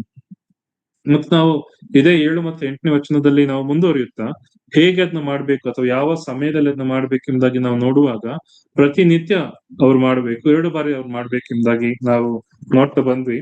ಆದ್ರೆ ಅದರ ಜೊತೆಗೆ ಇನ್ನೊಂದು ಸಂಗತಿಯನ್ನ ಅಲ್ಲಿ ಯೆಹೋವ ದೇವರು ತಿಳಿಸ್ತಾರೆ. ಅದೇ ವಚನ 30ನೇ ಅಧ್ಯಾಯದ ವಿಮೋಚನಾ ಕಾಂಡ 7 ಮತ್ತು 8ನೇ ವಚನ ಪುನಃ ಓದ್ತಾ ಬರೋಣ. ಆರೋನನು ಪ್ರತಿನಿತ್ಯವೂ ಹೊತ್ತಾರೆಯಲ್ಲಿ ದೀಪಗಳನ್ನು ಸರಿಪಡಿಸುವಾಗಲೂ ಸಾಯಂಕಾಲದಲ್ಲಿ ದೀಪಗಳನ್ನು ಹೊತ್ತಿಸುವಾಗಲೂ ಅದರ ಮೇಲೆ ಸುಗಂಧ ದ್ರವ್ಯಗಳಿಂದ ಧೂಪವನ್ನು ಹಾಕಬೇಕು. ಇಲ್ಲಿ 2 ಸಂಗತಿಗಳನ್ನ ನಾವು ನೋಡ್ತೇವೆ. ಹೊತ್ತಾರೆಯಲ್ಲಿ ಬೆಳಗಿನ ಸಮಯದಲ್ಲಿ ದೀಪಗಳನ್ನು ಸರಿಪಡಿಸುವ ಸಮಯದಲ್ಲಿ ಮತ್ತು ಸಾಯಂಕಾಲದಲ್ಲಿ ದೀಪಗಳನ್ನು ಹೊತ್ತಿಸುವ ಸಮಯದಲ್ಲಿ ಎಂಬುದಾಗಿ. ದೀಪಗಳನ್ನ ಸರಿಪಡಿಸಬೇಕು ಮುಂಜಾನೆಯಲ್ಲಿ. ಯಾಕೆಂಬುದಾಗಿ ನಾವು ನೋಡುವಾಗ, ದೀಪ ರಾತ್ರಿ ಪೂರ್ತಿ ಅದರ ಬತ್ತಿ ಉರಿಯುತ್ತಾ ಉರಿಯುತ್ತಾ ಅನೇಕ ಅಲ್ಲಿ ಅದರ ಡಸ್ಟ್ ಪಾರ್ಟಿಕಲ್ಸ್ ಏನಿದೆ ಅಲ್ಲಿ ಕಲೆಕ್ಟ್ ಆಗಿರುತ್ತೆ, ಮತ್ತು ಅದರ ಕಸ ಏನಿರುತ್ತೆ ಅದು ಕಲೆಕ್ಟ್ ಆಗಿರುತ್ತೆ. ಅದನ್ನೆಲ್ಲ ಅವರು ತೆಗೆದು ಅದನ್ನ ಸರಿಪಡಿಸಬೇಕು, ಮತ್ತು ಸಾಯಂಕಾಲದಲ್ಲಿ ಅವರು ಹೊಸದಾಗಿ ಅವರು ದೀಪವನ್ನು ಹೊತ್ತಿಸ್ಬೇಕೆಂಬುದಾಗಿ ದೇವರಲ್ಲಿ ತಿಳಿಸ್ತಾರೆ. ಪ್ರತಿ ಮುಂಜಾನೆಯಲ್ಲಿ ಅವರು ಸರಿಪಡಿಸುವಂತ ಜವಾಬ್ದಾರಿ ಇದೆ ಅವರಿಗೆ, ಮತ್ತು ಸಂಜೆಯ ಸಮಯದಲ್ಲಿ ದೀಪವನ್ನು ಹೊತ್ತಿಸುವಂತ ಜವಾಬ್ದಾರಿ ಅವರಿಗಿದೆ. ಸೊ ಈ ದೀಪದ ಕುರಿತಾಗಿ ನಾವು ಕಳೆದ ಬಾರಿ ಕಲ್ತ್ಕೊಳ್ತಾ ಬಂದು, ಈ ದೀಪ ಯಾವುದಕ್ಕೆ ಹೋಲಿಕೆಯಾಗಿದೆ ಎಂಬುದಾಗಿ ನಾವು ನೋಡುವಾಗ ದೇವರ ವಾಕ್ಯಕ್ಕೆ ಹೋಲಿಕೆಯಾಗಿದೆ. ದೇವರ ಒಂದು ಸಂಗತಿಗಳು, ಕ್ರಿಸ್ತನು ತಾನೇ ಬೆಳಕಾಗಿ ಈ ಲೋಕಕ್ಕೆ ಬಂದಿದ್ದಾನೆ. ಒಂದು ಗುಡಾರದಲ್ಲಿ ಪವಿತ್ರ ಸ್ಥಾನದಲ್ಲಿ ಇರುವಂತ ಬೆಳಕಿನ ಒಂದೇ ಒಂದು ಮೂಲ ಈ ದೀಪ. ಈ ದೀಪಕ್ಕೆ ಅದರ ಕಸವನ್ನು ತೆಗೆಯದೆ ಹೋದ್ರೆ ಅದು ಬೆಳಕನ್ನ ಹೆಚ್ಚಾಗಿ ಕೊಡಲು ಸಾಧ್ಯವಿಲ್ಲ. ಅದರ ದೀಪ ಅದು ಡಿಮ್ ಆಗಿ ಹೋಗುತ್ತೆ. ಆದ್ರಿಂದ ಆ ದೀಪವನ್ನು ಸರಿಪಡಿಸಲೇಬೇಕು ಯಾಜಕನ ಮುಂಜಾನೆಯಲ್ಲಿ ಬಂದು, ಮತ್ತು ಸಾಯಂಕಾಲದಲ್ಲಿ ದೀಪವನ್ನು ಹೊತ್ತಿಸಲೇಬೇಕು. ಪ್ರತಿನಿತ್ಯ 2 ಬಾರಿ ನೀವು ಧೂಪವನ್ನು ಸಲ್ಲಿಸಬೇಕೆಂಬುದಾಗಿ ಯಾವ ರೀತಿಯಲ್ಲಿ ಯಾಜಕರಿಗೆ ದೇವರ ಅಪ್ಪಣೆ ಕೊಡ್ತಿದ್ದಾರೋ, ಅದೇ ಸಮಯದಲ್ಲಿ ಆ ಧೂಪವನ್ನು ಸಮರ್ಪಿಸುವುದಕ್ಕಿಂತಲೂ ಮೊದಲು ಈ ದೀಪವನ್ನು ಸರಿಪಡಿಸಬೇಕೆಂಬುದಾಗಿ ಅದೇ ದೇವರು ಹೇಳ್ತಿದ್ದಾರೆ. ನಮ್ಮ ಜೀವಿತದಲ್ಲಿ ಸಹ ನಾವು ಪ್ರಾರ್ಥನೆ ಮಾಡಲು ದೇವರ ಬಳಿಗೆ ಬರುವಾಗ ದೇವರ ವಾಕ್ಯದ ಧ್ಯಾನದಲ್ಲಿಯೂ ಸಹ ನಾವು ಕಾಲವನ್ನು ಕಳೆಯುವಂತಹವರಾಗಿರ್ಬೇಕು. ಯಾಕಂದ್ರೆ ದೇವರ ವಾಕ್ಯ ನಮ್ಮೊಂದಿಗೆ ಮಾತನಾಡುವುದಾದ್ರೆ, ದೇವರ ವಾಕ್ಯದ ಮುಖಾಂತರವಾಗಿ ದೇವರು ನಮ್ಮೊಂದಿಗೆ ಮಾತನಾಡುವುದಾದ್ರೆ, ದೇವರ ವಾಕ್ಯದ ಮುಖಾಂತರವಾಗಿ ದೇವರು ನಮ್ಮನ್ನು ಗದರಿಸುತ್ತಾ, ಎಚ್ಚರಿಸುತ್ತಾ, ಪ್ರೋತ್ಸಾಹ ಪಡಿಸುವುದಾದ್ರೆ, ನಾವು ಪ್ರಾರ್ಥನೆಯಲ್ಲಿ ಆತನೊಂದಿಗೆ ಮಾತನಾಡಬೇಕಾಗಿರ್ತದೆ. ಇದೇ ನಾವು ಅದನ್ನ ಮುಂದೆ ನೋಡ್ತಾ ಬರೋಣ. ಈ ಧೂಪವೇದಿಯ ಇನ್ನೊಂದು ಸಂಗತಿನೂ ಸಹ ನಾವು ಮುಂದೆ ನೋಡ್ತಾ ಬರಬಹುದು. ಈ ಯಾಜಕನ ಕರ್ತವ್ಯ ಅದನ್ನು ದೀಪವನ್ನು ಸರಿಪಡಿಸಿ ನಂತರ ಧೂಪವನ್ನು ಸಮರ್ಪಿಸಬೇಕು, ಮತ್ತು ದೀಪವನ್ನು ಹೊತ್ತಿಸಿ ಧೂಪವನ್ನು ಸಮರ್ಪಿಸಬೇಕು. ಹೊಸ ಒಡಂಬಡಿಕೆಯ ವಿಶ್ವಾಸಿಗಳಂತ ನಾವು ಸಹ ಈ ಧೂಪವೇದಿ ಪ್ರತಿನಿಧಿಸುವಂತ ಪ್ರಾರ್ಥನೆ ಜೊತೆಗೆ ಸ್ತುತಿ ಯಜ್ಞಗಳನ್ನ ಸಮರ್ಪಿಸಿರಿ ಎಂಬುದಾಗಿ ಪೌಲನು ಹೇಳ್ತಾನೆ. ಆದ್ರೆ ಅದರ ಜೊತೆಗೆ ದೇವರ ವಾಕ್ಯದ ಧ್ಯಾನವೂ ಸಹ ನಮಗೆ ಇರಬೇಕು. ಯಾಕಂದ್ರೆ ದೇವರ ವಾಕ್ಯ ನಮ್ಮನ್ನು ಸರಿಪಡಿಸುವಾಗ, ದೇವರ ವಾಕ್ಯ ನಮ್ಮನ್ನು ತಿದ್ದುವಾಗ, ಎಚ್ಚರಿಸುವಾಗ, ಆ ಎಚ್ಚರಿಕೆಯನ್ನು ನಾವು, ಆ ಗದರಿಕೆಗಳನ್ನು ನಾವು ಅಳವಡಿಸಿಕೊಂಡವರಾಗಿ ಅದರ ಮುಖಾಂತರವಾಗಿ ನಾವು ದೇವರನ್ನು ಇನ್ನೂ ಹೆಚ್ಚಾಗಿ ಪ್ರಾರ್ಥಿಸುವಂತಹ ಅಥವಾ ದೇವರನ್ನು ಕೃತಜ್ಞತೆ ಸಲ್ಲಿಸುವಂತಹ ಒಂದು ಜವಾಬ್ದಾರಿ ನಮ್ಮದಾಗಿದೆ. ಪ್ರತಿನಿತ್ಯ ನಮ್ಮ ಜೀವಿತವನ್ನು ಪರಿಶೋಧಿಸಿಕೊಂಡವರಾಗಿ ವಾಕ್ಯದ ಆ ಒಂದು ಎಚ್ಚರಿಕೆ ನಮ್ಮ ಜೀವಿತದಲ್ಲಿ ಕಾರ್ಯವನ್ನು ಮಾಡುವಂತದ್ದಾಗಿರ್ಬೇಕು. ಆ ನಂತರದಲ್ಲಿ ನಾವು ದೇವರಿಗೆ ಕೃತಜ್ಞತೆಯನ್ನು ಸಲ್ಲಿಸಬೇಕು. ನಾವು ಆ ಒಂದು ಕಸವನ್ನು ಹಿಡ್ಕೊಂಡು, ನಾವು ಮಲಿನತ್ವವನ್ನು ಹಿಡ್ಕೊಂಡು ನಾವು ದೇವರ ಬಳಿಗೆ ಬರೋದಾದ್ರೆ ನಮ್ಮ ಪ್ರಾರ್ಥನೆಗೆ ಉತ್ತರ ಸಿಗೋದಿಲ್ಲ. ಆದ್ರೆ ಅದಕ್ಕಿಂತಲೂ ಮೊದಲು ನಮ್ಮ ಜೀವಿತ ನಾವು ಸರಿಪಡಿಸಿಕೊಂಡವರಾಗಿ ನಾವು ದೇವರ ಬಳಿಗೆ ಬರುವಾಗ ನಮ್ಮ ಪ್ರಾರ್ಥನೆಗೆ ಉತ್ತರ ಕೊಡ್ತೇನೆ ಎಂಬುದಾಗಿ ದೇವರು ವಾಗ್ದಾನ ಮಾಡುತ್ತಾರೆ. ಅದೇ ರೀತಿಯಲ್ಲಿ ನಾವು ಸಂಜೆ ಸಮಯದಲ್ಲಿ ಸಹ ದೇವರ ಬಳಿಗೆ ಬರುವಾಗ ದೇವರ ವಾಕ್ಯದ ಧ್ಯಾನದ ಜೊತೆಗೆ ದೇವರು ಪ್ರತಿ ದಿನ ಪೂರ್ತಿ ನಮ್ಮ ಜೀವನದಲ್ಲಿ ಮಾಡಿದ ಶ್ರೇಷ್ಠ ಸಂಗತಿಗಳೊಡನೆ, ಸ್ತೋತ್ರ ಯಜ್ಞಗಳೊಡನೆ ಆತನ ಸನ್ನಿಧಾನಕ್ಕೆ ಬರುವಾಗ ಅದರಲ್ಲಿ ಸಹ ದೇವರು ಸಂತೋಷ ಪಡುವಾತನಾಗಿರ್ತಾನೆ. ಪ್ರತಿನಿತ್ಯ ಹೊಸ ಒಡಂಬಡಿಕೆಯ ಯಾಜಕನ ಕರ್ತವ್ಯ ದೇವರ ವಾಕ್ಯದ ಧ್ಯಾನದ ಜೊತೆಗೆ ಆತನ ಪ್ರಾರ್ಥನೆಯಲ್ಲಿ ಕಾಲವನ್ನು ಕಳೆಯಬೇಕು. ದೇವರ ವಾಕ್ಯದ ಧ್ಯಾನದ ಜೊತೆಗೆ ದೇವರ ವಾಕ್ಯವು ಶೋಧಿಸುವಾಗ, ನನ್ನ ಹೃದಯವನ್ನು ಶೋಧಿಸುವಾಗ, ನನ್ನ ಹೃದಯವನ್ನು ಪರಿಶೀಲಿಸುವಾಗ ನಾನು ಅದರಲ್ಲಿ ಸಂತೋಷ ಪಡುವನಾಗಿ ಅದರ ಮುಖಾಂತರವಾಗಿ ದೇವರಿಗೆ ಕೃತಜ್ಞತೆಯನ್ನು ಸಲ್ಲಿಸಿ ಪ್ರಾರ್ಥನೆಯಲ್ಲಿ ಕಾಲ ಕಳೆಯುವಾತನಾಗಿರ್ಬೇಕು. ಹಾಗೆ ಈ ಒಂದು ಸ್ಥಳ ಎಲ್ಲಿದೆ ಎಂಬುದಾಗಿ ನಾವು ನೋಡುವಾಗ 30ನೇ ಅಧ್ಯಾಯದ 6ನೇ ವಚನದಲ್ಲಿ ನಾವು ಈ ರೀತಿ ನೋಡ್ತೇವೆ. ಆಜ್ಞಾಶಾಸನಗಳ ಮಂಜೂಷದ ಮುಂದಣ ತೆರೆಗೆ ಎದುರಾಗಿ, ಅಂದರೆ ಆಜ್ಞಾಶಾಸನಗಳ ಮೇಲಿರುವಂತಹ ಮತ್ತು ನಾನು ನಿಮಗೆ ದರ್ಶನ ಕೊಡುವಂತ ಕೃಪಾಸನ ಮುಂದೆ ಅದನ್ನು ಇರಿಸಬೇಕೆಂಬುದಾಗಿ. ಈ ಕೃಪಾಸನದ ಒಂದು ಪ್ಲೇಸ್ಮೆಂಟ್ ಎಲ್ಲಿದೆ ಎಂಬುದಾಗಿ ನಾವು ನೋಡುವಾಗ, ಕೃಪಾಸನದ ಮುಂದೆ ಆ ಧೂಪವೇದಿ ಎಲ್ಲಿದೆಯೋ ಅದರ ಮುಂದೆ ಕೃಪಾಸನ ಇದೆ. ಆದ್ರೆ ಅದು ಯಾಚಕನಿಗೆ ಕಾಣ್ತಿಲ್ಲ, ಯಾಕಂದ್ರೆ ಅಲ್ಲಿ ತೆರೆ ಅಡ್ಡವಾಗಿದೆ. ಕೃಪಾಸನಕ್ಕೂ ಮತ್ತು ಧೂಪವೇದಿಗೂ ಮಧ್ಯದಲ್ಲಿ ಅದರ ಒಂದು ತೆರೆ ಇದೆ. ಆ ತೆರೆ ಪರಿಶುದ್ಧ ಸ್ಥಳವನ್ನು ಮತ್ತು ಮಹಾಪರಿಶುದ್ಧ ಸ್ಥಳವನ್ನು ಸಹ ಬೇರ್ಪಡಿಸುವಂತದ್ದಾಗಿದೆ. ದೇವರ ವಾಕ್ಯ ನಮಗೆ ತಿಳಿಸುವಂತ ಒಂದು ಸಂಗತಿ, ನಾವು ಈ ರೀತಿ ಪ್ರಾರ್ಥನೆ ಮಾಡುವಾಗ ನಾವು ಯಾರಿಗೆ ಪ್ರಾರ್ಥನೆ ಮಾಡ್ತಿದ್ದೇವೆ? ಯಾಜಕನಲ್ಲಿ ಧೂಪವನ್ನು ಸಮರ್ಪಿಸುವಾಗ ಅಲ್ಲಿ ಆತನ ಧೂಪವೇದಿ ಎಲ್ಲಿಗೆ ಹೋಗ್ತದೆ? ಕೃಪಾಸನದ ಬಳಿಗೆ ಹೋಗ್ತಿದೆ. ಆ ಒಂದು ತೆರೆಯನ್ನು ದಾಟಿಕೊಂಡು ಆ ಧೂಪ ದೇವರ ಸನ್ನಿಧಾನಕ್ಕೆ ಹೋಗುವಾಗ ಕೃಪಾಸನದಲ್ಲಿ ದೇವರು ತಾನೇ ತನ್ನ ಪ್ರಸನ್ನತೆಯನ್ನ ಕೊಡುವಾತನಾಗಿರ್ತಾನೆ. ದೇವರು ತಾನೇ ಅಲ್ಲಿ ನಾನು ನಿನ್ನೊಂದಿಗೆ ಮಾತನಾಡ್ತೇನೆ ಎಂಬುದಾಗಿ ದೇವರು ಹೇಳ್ತಾನೆ. ಆ ಸ್ಥಳದಲ್ಲಿ ಯಾಜಕನು ಧೂಪವನ್ನು ಸಮರ್ಪಿಸುವನಾಗಿರ್ತಾನೆ. ಯಾಜಕರ ಒಂದು ಜವಾಬ್ದಾರಿ ಆ ಧೂಪವೇದಿಯನ್ನು ಸಮರ್ಪಿಸುವಾಗ ದೇವರ ಮುಂದೆ ಅದು ಹೋಗಿ ಆ ಒಂದು ಸುಗಂಧ ವಾಸನೆಯಾಗಿ ಕೃಪಾಸನದ ಬಳಿಗೆ ಹೋಗುವಾಗ ಆ ಕೃಪಾಸನದ ಮುಂದೆ ನಿಂತ್ಕೊಂಡಿರುವಂತಹ ದೇವರ ಕೃಪಾಸನದಲ್ಲಿ ಪ್ರತ್ಯಕ್ಷನಾಗಿ ಯಾಜಕನೊಂದಿಗೆ ಮಾತಾಡ್ತಾನೆ. ಯಾಜಕನು ಜನರಿಗೆ ತಿಳಿಸಬೇಕಂತ ಸಂಗತಿಗಳನ್ನ ತಿಳಿಸ್ತಾನೆ. ಯಾಜಕನನ್ನ ಗದರಿಸಿ ತಿದ್ದಿ ಎಚ್ಚರಿಸಿ ಆ ಎಚ್ಚರಿಕೆಗಳನ್ನು ಜನರಿಗೆ ತಿಳಿಯಪಡಿಸ್ತಾನೆ. ಹೊಸ ಒಡಂಬಡಿಕೆ ಯಾಜಕನ ನಮಗೂ ಸಹ ದೇವರ ಒಂದು ವಿಚಾರಗಳು, ದೇವರ ವಾಕ್ಯದ ಸಂಗತಿಗಳು ಇದೇ ರೀತಿಯಲ್ಲಿ ಇದೆ ಅಲ್ವೋ. ಕೃಪಾಸನ ಎಂಬುದಾಗಿ ನಾವು ನೋಡುವಾಗ ಕೃಪೆಯ ಸ್ಥಳ. ನಮ್ಮ ಜೀವಿತ, ಕೊರಿಂಥದವರಿಗೆ ಬರೆದ ಪತ್ರಿಕೆಯಲ್ಲಿ ಪೌಲನು ಹೇಳ್ತಾ ಬರೋ ಹಾಗೆ ದೇವರು ನಮ್ಮನ್ನು ಕರೆದಿರುವಾಗ ನಮ್ಮಲ್ಲಿ ಯಾವುದೇ ಶ್ರೇಷ್ಠತೆ ಇರಲಿಲ್ಲ, ಆದ್ರೆ ದೇವರ ಕೃಪೆಯಿಂದ ನಾವು ಎಂಥವರಾಗಿದ್ದೇವೋ, ದೇವರ ಕೃಪೆಯಿಂದಲೇ ಅಂಥವರಾಗಿದ್ದೇವೆ ಎಂಬುದಾಗಿ ನಾವು ನೋಡ್ತೇವೆ. ಈ ಕೃಪಾಸನದ ಬಳಿಗೆ ಬರುವಾಗ, ಕೃಪೆಯ ಆಸನದ ಬಳಿಗೆ ಬರುವಾಗ ನಮ್ಮ ಜೀವಿತದಲ್ಲಿ ನನ್ನ ಶ್ರೇಷ್ಠತೆ, ನನ್ನ ಒಂದು ಜ್ಞಾನ, ನನ್ನ ತಿಳುವಳಿಕೆಯಿಂದಲ್ಲ, ಆದ್ರೆ ದೇವರ ಕೃಪೆಯನ್ನು ನಾವು ನೆನೆಸಿಕೊಂಡವರಾಗಿ ಆ ಕೃಪಾಸನದ ಮುಂದೆ ಬರುವಾಗ, ನಾವು ಆತನ ಮುಂದೆ ಬೇಡಿಕೊಳ್ಳುವಾಗ ನಮ್ಮ ಪ್ರಾರ್ಥನೆಗೆ ಸದುತ್ತರವನ್ನು ಕೊಡುವಂತ ದೇವರು ಆತನಾಗಿರ್ತಾನೆ. ಹೊಸ ಒಡಂಬಡಿಕೆಯ ವಿಶ್ವಾಸಿಗಳಿಗೆ ದೇವರ ಒಂದು ಕರೆ, ಆಹ್ವಾನ, ಕೃಪಾಸನದ ಬಳಿಗೆ ಬಂದಿರಿ ಎಂಬುದಾಗಿ. ಈಗ ನಮಗೆ ಆ ತೆರೆ ಇಲ್ಲ. ನಾವು ಪರಿಶುದ್ಧ ಸ್ಥಳವನ್ನು, ಮಹಾಪರಿಶುದ್ಧ ಸ್ಥಳವನ್ನು ನೇರವಾಗಿ ಪ್ರವೇಶಿಸುವಂತ ಸ್ವತಂತ್ರ ಇದೆ ನಮಗೆ. ಪರಿಶುದ್ಧ ಸ್ಥಳಕ್ಕೆ ಬರುವಾಗ ಕೃಪಾಸನ ನಮಗೆ ಕಾಣ್ತಿದೆ. ನೇರವಾಗಿ ನಾವು ಕೃಪಾಸನದ ಬಳಿಗೆ ಬಂದು ದೇವರೊಂದಿಗೆ ಮಾತನಾಡಬಹುದು. ದೇವರ ಮುಂದೆ ನಮ್ಮ ಮನವಿಗಳನ್ನು ಸಲ್ಲಿಸಬಹುದು. ನಾವು ಮುಂದೆ ನೋಡುವವರಾಗಿರ್ತೇವೆ. ಹಳೆ ಒಡಂಬಡಿಕೆ ಯಾಜಕನಾಗಾದ್ರೂ ವರ್ಷಕ್ಕೆ ಒಂದು ಬಾರಿ ಮಾತ್ರ ಕೃಪಾಸನ ಬಳಿಗೆ ಬರುವಂತ ಒಂದು ಕರೆ ಇತ್ತು. ಅದು ನಮಗಾದ್ರೂ ಪ್ರತಿ ಸಮಯ ನಾವು ಬರುವಾಗ ನೇರವಾಗಿ ದೇವರ ಸನ್ನಿಧಾನಕ್ಕೆ ಬರುವಂತ ಯೋಗ್ಯತೆ ನಮಗೆ ಕೊಟ್ಟಿದೆ. ಆದ್ರೆ ಇಲ್ಲಿ ನಾವು ನೋಡ್ತಾ ಬರುವಂತ ಸಂಗತಿ, ಆ ಕೃಪಾಸನವನ್ನು ಯಾಜಕನು ಕಾಣ್ತಿಲ್ಲ, ಅದಕ್ಕೆ ತೆರೆ ಅಡ್ಡವಾಗಿದೆ. ಆದಾಗ್ಯೂ ಸಹ ದೇವರು ಹೇಳುವಂತ ಸಂಗತಿ, ಕೃಪಾಸನದ ಬಳಿಗೆ ನೀನು ಅಥವಾ ಆ ಧೂಪವನ್ನು ಸಲ್ಲಿಸುವಾಗ, ಧೂಪವೇದಿಯ ಮೇಲೆ ಕೃಪಾಸನದ ಮುಂದೆ ನೀನು ಬಂದು ಧೂಪವೇದಿಯನ್ನು ಸಮರ್ಪಿಸುವಾಗ ನಾನು ನಿನ್ನ ಪ್ರಾರ್ಥನೆ ಕೇಳ್ತೇನೆ ಎಂಬುದಾಗಿ ನಮಗೂ ಸಹ ದೇವರು ಕೊಟ್ಟಿರುವಂತಹ ಒಂದು ಸಂಗತಿ ಇದೆ. ಆ ಒಂದು ನಂಬಿಕೆಯೊಡನೆ ನನ್ನ ಮುಂದೆ ದೇವರಿದ್ದಾನೆ, ನನ್ನ ಪ್ರಾರ್ಥನೆ ಕೇಳ್ತಾನೆ ಅಂತ ನಂಬಿಕೆಯೊಡನೆ ನಾವು ಬರುವಾಗ ನಮ್ಮ ಪ್ರಾರ್ಥನೆಗೆ ದೇವರು ಉತ್ತರವನ್ನು ಕೊಡುವಾತನಾಗಿರ್ತಾನೆ ಎಂಬುದಾಗಿ ಈ ಧೂಪವೇದಿಯಿಂದ ನಾವು ಕಲ್ತ್ಕೊಳ್ಬಹುದಾಗಿದೆ. ಮತ್ತು ಈ ಧೂಪವೇದಿ ನಮ್ಮ ವಿಶ್ವಾಸಿಯ ಜೀವಿತದಲ್ಲಿ ಯಾವ ಸಂಗತಿಗಳನ್ನ ತಿಳಿಸ್ತದೆ, ಅಥವಾ ವಿಶ್ವಾಸಿಗಳು ಪ್ರಾರ್ಥನೆಗೆ ಯಾಕೆ ಇನ್ನೂ ಹೆಚ್ಚಿನ ಮಹತ್ವವನ್ನು ಕೊಡಬೇಕೆಂಬುದಾಗಿ ದೇವರ ವಾಕ್ಯ ನಮಗೆ ತಿಳಿಸುತ್ತೆ ಎಂಬುದಾಗಿ ನಾವು ನೋಡುವಾಗ, ಪ್ರಕಟಣೆಯಲ್ಲಿ ನಾವು ಅದನ್ನ ಇನ್ನೂ ಹೆಚ್ಚಾಗಿ ಕಲ್ತ್ಕೊಳ್ತಾ ಬರಬಹುದು. ಪ್ರಕಟಣೆ 5ನೇ ಅಧ್ಯಾಯದ 8ನೇ ವಚನ. ತೆಗೆದುಕೊಂಡಾಗ ಆ 4 ಜೀವಿಗಳು 24 ಮಂದಿ ಹಿರಿಯರು ಯಜ್ಞದ ಕುರಿಯಾದಾತನ ಪಾದಕ್ಕೆ ಬಿದ್ದರು. ಹಿರಿಯರ ಕೈಗಳಲ್ಲಿ ವೀಣೆಗಳು, ದೇವಜನರ ಪ್ರಾರ್ಥನೆಗಳೆಂಬ ಧೂಪದಿಂದ ತುಂಬಿದ್ದ ಚಿನ್ನದ ಧೂಪಾರತಿಗಳು ಇದ್ದವು. ಇಲ್ಲಿ ನಾವು ನೋಡ್ತೇವೆ ದೇವಜನರ ಪ್ರಾರ್ಥನೆಗಳು ಎಲ್ಲಿದೆ ಎಂಬುದಾಗಿ ನಾವು ನೋಡುವಾಗ ದೇವರ ಸನ್ನಿಧಾನದಲ್ಲಿದೆ. ಆ ದೇವಜನರ ಪ್ರಾರ್ಥನೆಗಳು ಚಿನ್ನದ ಧೂಪಾರತಿಯ ಒಳಗಡೆ ಇದೆ ಎಂಬುದಾಗಿ, ದೇವರ ಸನ್ನಿಧಾನದಲ್ಲಿ ನೇರವಾಗಿ ಈ ಪ್ರಾರ್ಥನೆಗಳು ಹೋಗಿದೆ ಎಂಬುದಾಗಿ. ನಮ್ಮ ಪ್ರಾರ್ಥನೆ ದೇವರ ಸನ್ನಿಧಾನಕ್ಕೆ ಹೋಗಲು ಬೇಕಾದಂತ ಎಲ್ಲಾ ವಿಚಾರಗಳು ಯಾವ ರೀತಿಯಲ್ಲಿ ಯಾವ ವಿಚಾರಗಳು ಇರಬೇಕೆಂಬುದಾಗಿ ನಾವು ನೋಡ್ತಾ ಬಂದಿದ್ದೇವೆ.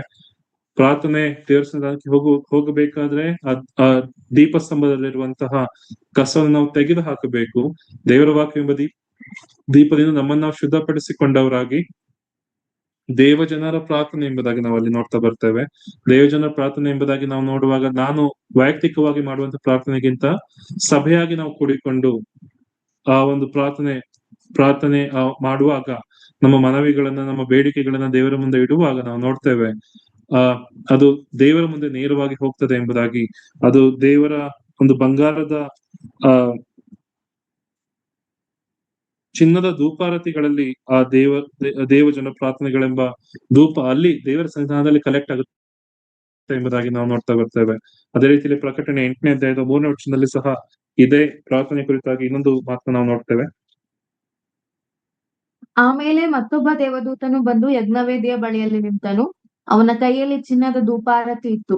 ಸಿಂಹಾಸನದ ಮುಂದಣ ಚಿನ್ನದ ಧೂಪವೇದಿಯ ಮೇಲೆ ದೇವಜನರೆಲ್ಲರ ಪ್ರಾರ್ಥನೆಗಳ ಜೊತೆಯಲ್ಲಿ ಸಮರ್ಪಿಸುವುದಕ್ಕಾಗಿ ಅವನಿಗೆ ಬಹಳ ಧೂಪ ಕೊಡಲ್ಪಟ್ಟಿತು.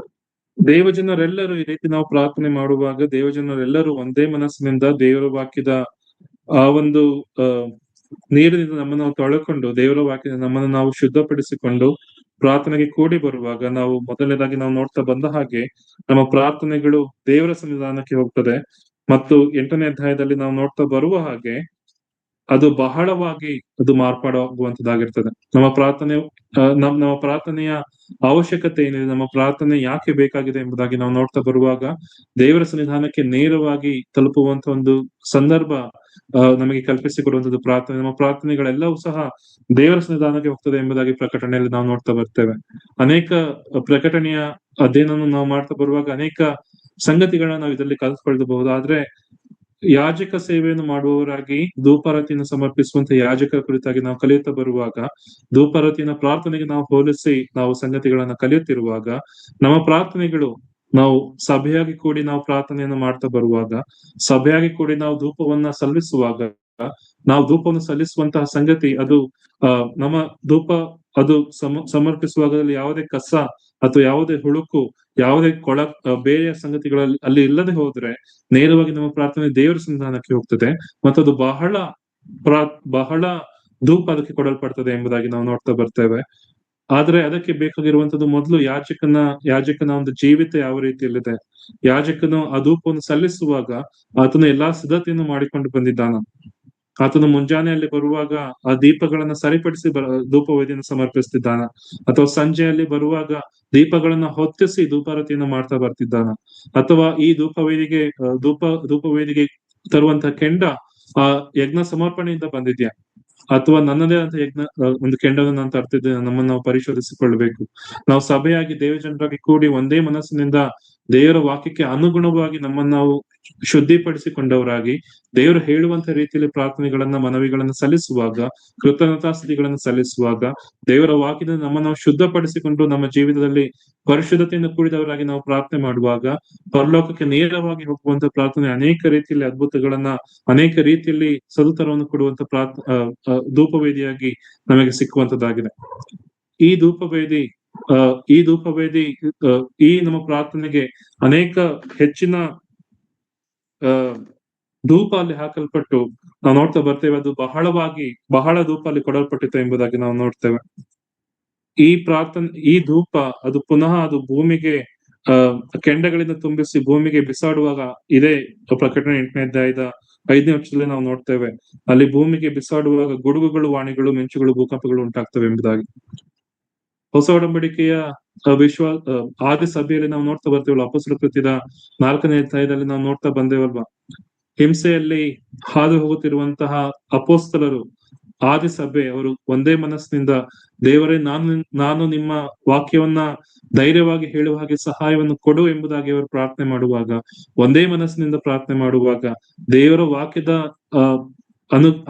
ಅನುಸಾರವಾಗಿ ತಮ್ಮನ್ನು ತಾವು ಪರಿಶೋಧಿಸಿಕೊಂಡವರಾಗಿ ದೇವರ ವಾಕ್ಯದ ಅನ್ಯೋನ್ಯತೆಯಲ್ಲಿ ಅವರು ಪ್ರತಿದಿನ ಬೆಳೆಯುತ್ತಾ ದೇವರ ವಾಕ್ಯದ ಒಂದು ಸಂಗತಿಗಳನ್ನ ಅವರು ಪಾಲಿಸಿ ಹಿಂಸೆಗಳನ್ನು ಅನುಭವಿಸುವಾಗ ಹಿಂಸೆಗಳನ್ನ ಕಡಿಮೆ ಮಾಡು ಎಂಬುದಾಗಿ ಅವರು ಪ್ರಾರ್ಥನೆ ಮಾಡಲಿಲ್ಲ. ನಾವಲ್ಲಿ ಗಮನಿಸುವಂತ ಒಂದು ಸಂಗತಿ, ನಮಗೆ ಹಿಂಸೆಗಳನ್ನು ತರಬೇಡ, ಸಮಾಧಾನವನ್ನು ಕೊಡು ಎಂಬುದಾಗಿ ಪ್ರಾರ್ಥನೆ ಮಾಡಲಿಲ್ಲ. ಆದ್ರೆ ಆ ಹಿಂಸೆಗಳ ಮಧ್ಯದಲ್ಲಿಯೂ ಸಹ ನಿನ್ನ ವಾಕ್ಯವನ್ನು ಧೈರ್ಯವಾಗಿ ಹೇಳುವಂತಹ ಬಲವನ್ನು ನಮಗೆ ಕೊಡು ಎಂಬುದಾಗಿ ಪ್ರಾರ್ಥನೆ ಮಾಡಿದ್ರು ಎಂಬುದಾಗಿ ನಾವು ನೋಡ್ತೇವೆ. ಆ ಪ್ರಾರ್ಥನೆಯಿಂದ ಅವರ ಸ್ಥಳ ನಡುಗಿತು ಎಂಬುದಾಗಿ ನಾವು ನೋಡ್ತಾ ಬರ್ತೇವೆ. ಮತ್ತು ಅವರು ಪವಿತ್ರಾತ್ಮೆಯಿಂದ ತುಂಬಿ ಇನ್ನೂ ಧೈರ್ಯದಿಂದ ದೇವರ ವಾಕ್ಯವನ್ನು ಹೇಳಲು ಬಲವನ್ನು ಹೊಂದಿದ್ದಾರೆ ಎಂಬುದಾಗಿ ನಾವು ನೋಡ್ತೇವೆ. ನಮ್ಮ ಪ್ರಾರ್ಥನೆ ಅದು ಬಲಯುತವಾದಂತಹ ಪ್ರಾರ್ಥನೆಯಾಗಿ, ಅನೇಕ ಸದುತ್ತರವನ್ನು ಕೊಡುವಂತಹ ಪ್ರಾರ್ಥನೆಯಾಗಿ, ಅನೇಕ ಬದಲಾವಣೆಯನ್ನು ಮಾರ್ಪಾಡನ್ನು ತರುವಂತಹ ಪ್ರಾರ್ಥನೆಯಾಗಿರಬೇಕಾದ್ರೆ ಮೊದಲನೇದಾಗಿ ನಮ್ಮ ಜೀವಿತ ಪರಿಶುದ್ಧವಂತ ಜೀವಿತವಾಗಿ ದೇವರ ವಾಕ್ಯದ ಬೆಳಕಿನ ಅನುಗುಣವಾಗಿ ನಮ್ಮ ಎಲ್ಲಾ ಕಸವನ್ನು ತೆಗೆದು ಹಾಕಲ್ಪಟ್ಟವರಾಗಿ ಪ್ರಾರ್ಥನೆಗಳೊಡನೆ ಸ್ತುತಿಗಳೊಡನೆ ನಾವು ಪ್ರಾರ್ಥನೆ ಸಲ್ಲಿಸುವಾಗ ಅನೇಕ ಅದ್ಭುತ ಕಾರ್ಯಗಳನ್ನ ಮಾಡುವಂತ ಒಂದು ಸಂದರ್ಭಕ್ಕೆ ನಮ್ಮ ನಡೆಸುವಂತದ್ದಾಗಿರ್ತದೆ. ಅದರಿಂದ ವಿಶ್ವಾಸಿಗಳಾಗಿ ಯಾಜಕರಾಗಿ ಕರೆಯಲ್ಪಟ್ಟಿರುವಾಗ ನನ್ನ ಪ್ರಾರ್ಥನಾ ಜೀವಿತ ಬಹಳ ಪ್ರಾಮುಖ್ಯವಾದದ್ದಾಗಿದೆ. ನಾನು ಸರಿಯಾಗಿರುವುದಾದ್ರೆ ಸಭೆಯಾಗಿ ಸೇರಿ ನಾನು ಪ್ರಾರ್ಥನೆ ಮಾಡುವಾಗ, ದೇವ ಜನರೊಂದಿಗೆ ಸೇರಿ ನಾನು ಪ್ರಾರ್ಥನೆ ಮಾಡುವಾಗ ಅನೇಕ ದೇವರಿಂದ ಉತ್ತರಗಳನ್ನ ಕೊಡುವಂತಹ ಒಂದು ಸುಂದರವಂತ ಒಂದು ಸಂಗತಿ ಧೂಪವೇದಿಯ ಮುಖಾಂತರವಾಗಿ ನಮ್ಮ ಜೀವಿತಕ್ಕೆ ಧೂಪವೇದಿ ಕಲಿಸಿಕೊಡುವಂತದ್ದಾಗಿರ್ತದೆ. ನಾವು ಅದರಿಂದ ಪ್ರಾರ್ಥನೆಗೆ ಹೆಚ್ಚಿನ ಮಹತ್ವವನ್ನು ಕೊಡುವವರಾಗಿ ನಾವು ಮುಂದೆ ಬರುವಂತವರಾಗಿರೋಣ. ಮತ್ತು ಈ ಧೂಪವೇದಿಯ ಬಳಿಗೆ ಬರುವ ಕೆಲವು ಎಚ್ಚರಿಕೆಗಳನ್ನ ಸಹ ನಾವು ನೋಡ್ತಾ ಬರ್ತೇವೆ. ಹಳೆ ಒಡಂಬಡಿಕೆಯಲ್ಲಿ ವಿಮೋಚನಾ ಕಾಂಡದ 30 ಅಧ್ಯಾಯದಲ್ಲಿ ನಾವು ನೋಡ್ತಾ ಬರ್ತೇವೆ, ನೀವು ಅಲ್ಲಿ ಯಾವ ಧೂಪವನ್ನು ಹಾಕಬಾರದು, ಅಲ್ಲಿ ಯಾವ ಯಜ್ಞವನ್ನು ಸಹ ಸಮರ್ಪಿಸಬಾರದು, ಪಾನ ದ್ರವ್ಯವನ್ನಾಗ್ಲಿ ಧಾನ್ಯ ದ್ರವ್ಯವನ್ನಾಗ್ಲಿ ಸಮರ್ಪಿಸಬಾರದು ಎಂಬುದಾಗಿ ನಾವು ಅಲ್ಲಿ ನೋಡ್ತೇವೆ. ಆದ್ರೆ ಈ ನಾದಾಬ್ ಅಬಿಹು ಎಂಬುವರು ಅವರು ಯಾಜಕ ಸೇವೆಯ ಒಂದು ಕರ್ತವ್ಯ ಪ್ರಾರಂಭವಾದಂತ ನಂತರದ ದಿನ ಅವರು ಮಾಡಿದಂತ ಒಂದು ಸಣ್ಣ ತಪ್ಪು, ಅದರಿಂದ ಅವರಿಗೆ ಸಿಕ್ಕಿದಂತ ದಂಡನೆ ಬಹಳ ಗಂಭೀರವಾದದ್ದು ಎಂಬುದಾಗಿ ದೇವರ ವಾಕ್ಯ ನಮಗೆ ತಿಳಿಸ್ತದೆ. ಯಾಜಕಕಾಂಡ 10ನೇ ಅಧ್ಯಾಯದ 2ನೇ ವಚನ, 1 ಮತ್ತು 2ನೇ ವಚನ. ಆರೋನನ ಮಕ್ಕಳಲ್ಲಿ ನಾದಾಬ್ ಅಬಿಹು ಎಂಬಿಬ್ಬರು ತಮ್ಮ ತಮ್ಮ ಧೂಪಾರತಿಗಳಲ್ಲಿ ಯೆಹೋವನು ಆಜ್ಞಾಪಿಸದೇ ಇದ್ದ ಬೇರೆ ಬೆಂಕಿಯನ್ನಿಟ್ಟು ಅದರ ಮೇಲೆ ಧೂಪ ದ್ರವ್ಯವನ್ನು ಹಾಕಿ ಆತನ ಸನ್ನಿಧಿಯಲ್ಲಿ ಸಮರ್ಪಿಸಲಾಗಿ ಯೆಹೋವನ ಸನ್ನಿಧಿಯಿಂದ ಬೆಂಕಿ ಹೊರಟು ಅವರನ್ನು ನಾಶ ಮಾಡಿತು. ಅವರು ಯೆಹೋವನ ಸನ್ನಿಧಿಯಲ್ಲಿಯೇ ಸತ್ತರು. ದೇವರ 9ನೇ ಅಧ್ಯಾಯದಲ್ಲಿ ನಾವು ನೋಡ್ತೇವೆ, ಆರೋನನು ಪ್ರಥಮ ಯಜ್ಞವನ್ನು ಸಮರ್ಪಿಸಿದ್ದಾನೆ. 9ನೇ ಅಧ್ಯಾಯದ 24ನೇ ವಚನದಲ್ಲಿ ನಾವು ನೋಡ್ತೇವೆ, ದೇವರು ಆರೋನನು ಸಮರ್ಪಿಸಿದಂತಹ ಯಜ್ಞವನ್ನು ಸಂತೋಷದಿಂದ ಸ್ವೀಕರಿಸಿ ದೇವರ ಸನ್ನಿಧಾನದಿಂದ, ಯೆಹೋವನ ಸನ್ನಿಧಾನದಿಂದ ಬೆಂಕಿ ಹೊರಟು ಯಜ್ಞವೇದಿಯ ಮೇಲಿದ್ದ ಎಲ್ಲಾ ಕೊಬ್ಬನ್ನು ದಹಿಸಿ ಬಿಟ್ಟಿತು ಮತ್ತು ಜನರೆಲ್ಲರನ್ನ ಕಂಡು ಉತ್ಸಾಹ ಪಟ್ಟಿದ್ದಾರೆ, ಅಡ್ಡ ಬಿದ್ದು ನಮಸ್ಕರಿಸಿದ್ದಾರೆ. ಆದ್ರೆ ಅದಾದ ನಂತರ 10ನೇ ಅಧ್ಯಾಯದಲ್ಲಿ ನಾವು ನೋಡ್ತಾ ಬರುವಂತಹ ಒಂದು ದುಃಖಕರವಂತ ಸಂಗತಿ, ಬೇರೆ ಬೆಂಕಿಯನ್ನ ಅದರ ಮೇಲೆ ಇಟ್ಟಿದ್ದಾರೆ ಎಂಬುದಾಗಿ. ನಾವು ಯೋಚನೆ ಮಾಡ್ಬೋದಲ್ವಾ, ಒಂದು ದಿನ ಆಗಿದೆ ಅಥವಾ ಸ್ವಲ್ಪನೇ ಸಮಯ ಆಗಿದೆ, ಅವರು ಗೊತ್ತಿಲ್ದಲ್ಲೇ ಅಲ್ಲಿ ಇಟ್ಟಿರಬಹುದು ಎಂಬುದಾಗಿ. ಆದ್ರೆ ಇಲ್ಲಿಂದ ಕಲಿತುಕೊಳ್ಳುವಂತ ಸಂಗತಿ, ನಮಗೆ ಸಿಕ್ಕಿರುವಂತಹ ಒಂದು ಕರೆ ಬಹಳ ಗಂಭೀರವಾದದ್ದು ಮತ್ತು ನಾವು ಕೆಲಸವನ್ನು ಅಥವಾ ಯಾಜಕರು ಕೆಲಸವನ್ನು ಮಾಡಲು ಕರೆಯಲ್ಪಟ್ಟಿರುವಂತಹ ಒಂದು ಸ್ಥಳ ಬಹಳ ಗಂಭೀರವಾದದ್ದು. ಈ ಲೋಕದಲ್ಲಿ ಎಷ್ಟೋ ಅಧಿಕಾರಿಗಳಿದ್ದಾರೆ, ರಾಜ್ಯಗಳಿದ್ದಾರೆ, ಪ್ರಧಾನ ಮಂತ್ರಿಗಳಿದ್ದಾರೆ, ರಾಷ್ಟ್ರಪತಿಗಳಿದ್ದಾರೆ. ಅವರ ಮಧ್ಯೆ ನಮ್ಮ ಮನಸ್ಸಿಗೆ ಬಂದ ಹಾಗೆ ನಾವು ಇರುವ ಹಾಗಿಲ್ಲ. ಅವರಿಗೆ ಒಂದು ಡ್ರೆಸ್ ಕೋಡ್ ಇದೆ, ವರ್ಕಿಂಗ್ ವೇಸ್ ಆಫ್ ವರ್ಕಿಂಗ್ ಇದೆ. ಅವ್ರು ಅದನ್ನೇ ಫಾಲೋ ಮಾಡ್ಬೇಕೆ ಹೊರತು ನನ್ನ ಮನಸ್ಸಿಗೆ ಬಂದ ಹಾಗೆ ನಾನು ಫಾಲೋ ಮಾಡ್ತೀನಿ ಎಂಬುದಾಗಿ ಹೇಳುವಾಗ ಅವರ ಕೆಲಸದಲ್ಲಿ ಅವರು ಮುಂದುವರಿಯಲು ಸಾಧ್ಯವಿಲ್ಲ. ಇಂಥ ಸ್ಥಿತಿಯಲ್ಲಿ ನಾವು ಇರುವಾಗ ಭೂಪರಲೋಕಗಳನ್ನ ಉಂಟು ಮಾಡಿದಂತಹ ದೇವರ ಸನ್ನಿಧಾನದಲ್ಲಿ ನಾವು ನಿಂತ್ಕೊಂಡಿದ್ದೇವೆ ಮತ್ತು ಆ ದೇವರು ಇದೇ ಕಾರ್ಯಗಳನ್ನು ನೀವು ಮಾಡ್ತಾ ಬರ್ಬೇಕೆಂಬುದಾಗಿ ನಮಗೆ ಅಪ್ಪಣೆಯನ್ನು ಕೊಟ್ಟಿದ್ದಾನೆ. ನಾವು ಸ್ವಲ್ಪ ಹಿಂದೆ ಹೋಗಿ ಆದಿಕಾಂಡದಲ್ಲಿ ಈ ಲೋಕ, ಇಡೀ ಭೂಲೋಕದ ಸೃಷ್ಟಿಕ್ರಮವನ್ನು ನಾವು ನೋಡ್ತಾ ಬರುವಾಗ ಅದರ ಕುರಿತಾಗಿ ದೇವರು ಯಾವ ರೀತಿಯಲ್ಲಿ ಈ ಭೂಲೋಕವನ್ನು ಉಂಟು ಮಾಡಿದ್ದಾನೆ ಎಂಬುದಾಗಿ ನಾವು ನೋಡ್ತಾ ಬರುವಾಗ ಅದರ ಎಲ್ಲಾ ಸಂಗತಿಗಳನ್ನ ದೇವರು ಕೇವಲ 2 ಅಧ್ಯಾಯದಲ್ಲಿ ಬರೆದು ಮುಗಿಸಿದ್ದಾರೆ. ಆದ್ರೆ ಈ ಯಾಜಕ ಸೇವೆ, ಗುಡಾರದ ಪರಿಕಲ್ಪನೆಗಳು, ಯಾಜಕ ಸೇವೆಯ ಪರಿಕಲ್ಪನೆಗಳು, ಯಜ್ಞದ ಪರಿಕಲ್ಪನೆಗಳನ್ನು ನಾವು ನೋಡುವಾಗ ಸುಮಾರು ಎರಡು ಪುಸ್ತಕಗಳು ಅದಕ್ಕಾಗಿ ಮೀಸಲಾಗಿಡಲ್ಪಟ್ಟಿದೆ. ಯಾವ ರೀತಿಯಲ್ಲಿ ಅವರು ಗುಡಾರವನ್ನು ಕಟ್ಟಬೇಕು, ಯಾವ ರೀತಿಯಲ್ಲಿ ಗುಡಾರದ ಬಟ್ಟೆಗಳನ್ನ ಯಾವ ಅಳತೆಯಲ್ಲಿ ಅದನ್ನು ಮಾಡ್ಬೇಕು, ಅದಕ್ಕೆ ಯಾವ ಒಂದು ಬೇಸ್ ಯಾವ ರೀತಿಯಲ್ಲಿ ಇರ್ಬೇಕು ಮತ್ತು ಯಾಜಕರ ಬಟ್ಟೆ ಹೇಗಿರ್ಬೇಕು, ಆ ಬಟ್ಟೆ ಮೇಲೆ ಮಹಾಯಾಜಕನ ಬಟ್ಟೆ ಹೇಗಿರ್ಬೇಕು, ಯಾಜಕನ ಬಟ್ಟೆ ಹೇಗಿರ್ಬೇಕು, ಪರಿಶುದ್ಧ ಸ್ಥಳದಲ್ಲಿ ಯಾವ ವಸ್ತುಗಳಿರ್ಬೇಕು, ಅದರ ಅಳತೆಗಳೇನು, ಯಾವ ವಸ್ತುಗಳಿಂದ ಅದನ್ನ ಮಾಡ್ಬೇಕು, ಹೇಗೆ ಮಾಡ್ಬೇಕು, ಮಹಾಪರಿಶುದ್ಧ ಸ್ಥಳದಲ್ಲಿ ಯಾವ ಯಾವ ವಸ್ತುಗಳಿರ್ಬೇಕು, ಅದನ್ನು ಯಾವ ವಸ್ತುಗಳಿಂದ ಮಾಡಬೇಕು, ಅದರ ಅಳತೆಗಳೇನು ಮತ್ತು ಯಾಜಕರು ಯಾವ ಯಜ್ಞಗಳನ್ನ ಸಮರ್ಪಿಸಬೇಕು, ಯಾವ ಸಂದರ್ಭದಲ್ಲಿ ಸಮರ್ಪಿಸಬೇಕು, ಹೇಗೆ ಸಮರ್ಪಿಸಬೇಕು, ದೋಷ ಪರಿಹಾರಕ ಯಜ್ಞ ಹೇಗೆ, ಸಮಾಧಾನ ಯಜ್ಞ ಹೇಗೆ, ಪಾನ ದ್ರವ್ಯ ಹೇಗೆ, ಧಾನ್ಯ ದ್ರವ್ಯ ಹೇಗೆ, ಹೀಗೆ ಅವರು ಯಾವ ರೀತಿಯಲ್ಲಿ ಹಬ್ಬಗಳನ್ನ ಆಚರಿಸಬೇಕು, ಎಷ್ಟೊಂದು ವಿವರವಾಗಿ ದೇವರು ಈ ಸಂಗತಿಗಳನ್ನ ಬರೆದಿಟ್ಟಿದ್ದಾನೆ. ಆದ್ರೆ ತನ್ನ ಇಡೀ ಲೋಕವನ್ನು ಸೃಷ್ಟಿ ಮಾಡಿದಂತ ಸಂಗತಿನ ಕೇವಲ 2 ಅಧ್ಯಾಯಗಳಲ್ಲಿ ಮುಗಿಸಿದ್ದಾನೆ. ನೋಡ್ರಿ, ಎಷ್ಟು ಪ್ರಾಮುಖ್ಯತೆಯನ್ನು ದೇವರು ಈ ಸಂಗತಿಗಳಿಗೆ ಕೊಟ್ಟಿದ್ದಾನೆ, ಯಜ್ಞಗಳನ್ನು ಸಮರ್ಪಿಸುವುದರ ಕುರಿತಾಗಿ ಕೊಟ್ಟಿದ್ದಾನೆ, ಎಷ್ಟೊಂದು ಗಂಭೀರತೆಯನ್ನ ಅಥವಾ ಎಷ್ಟೊಂದು ಸಮಯವನ್ನು ದೇವರು ತೆಗೆದುಕೊಂಡು ಎಲ್ಲಾ ವಿಚಾರಗಳನ್ನ ಬರೆದು ಕೊಟ್ಟಿದ್ದಾನೆ.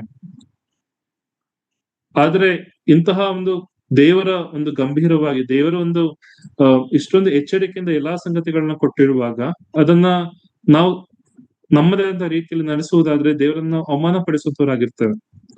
ಅದೇ ರೀತಿಯಲ್ಲಿ ಹೊಸ ಒಡಂಬಡಿಕೆಗೆ ನಾವು ಬರುವಾಗ, ಹೊಸ ಒಡಂಬಡಿಕೆಯ ಯಾಜಕರಂತ ನಮಗೆ ಸಹ ದೇವರು 27 ಪುಸ್ತಕಗಳನ್ನ ಕೊಟ್ಟಿದ್ದಾನೆ. ಆ 27 ಪುಸ್ತಕಗಳಲ್ಲಿ 4 ಪುಸ್ತಕಗಳು, ಮೊದಲ 4 ಪುಸ್ತಕಗಳು ಸುವಾರ್ತೆಯ ರೂಪವಾಗಿ ನಮ್ಮ ಮಹಾಯಾಜಕನು ಯಾವ ರೀತಿಯಲ್ಲಿ ತನ್ನ ಜೀವಿತವನ್ನು ಜೀವಿಸಿದ್ದಾನೆ ಎಂಬುದಾಗಿ ನಮಗೆ ಕೊಟ್ಟಿದ್ದಾನೆ.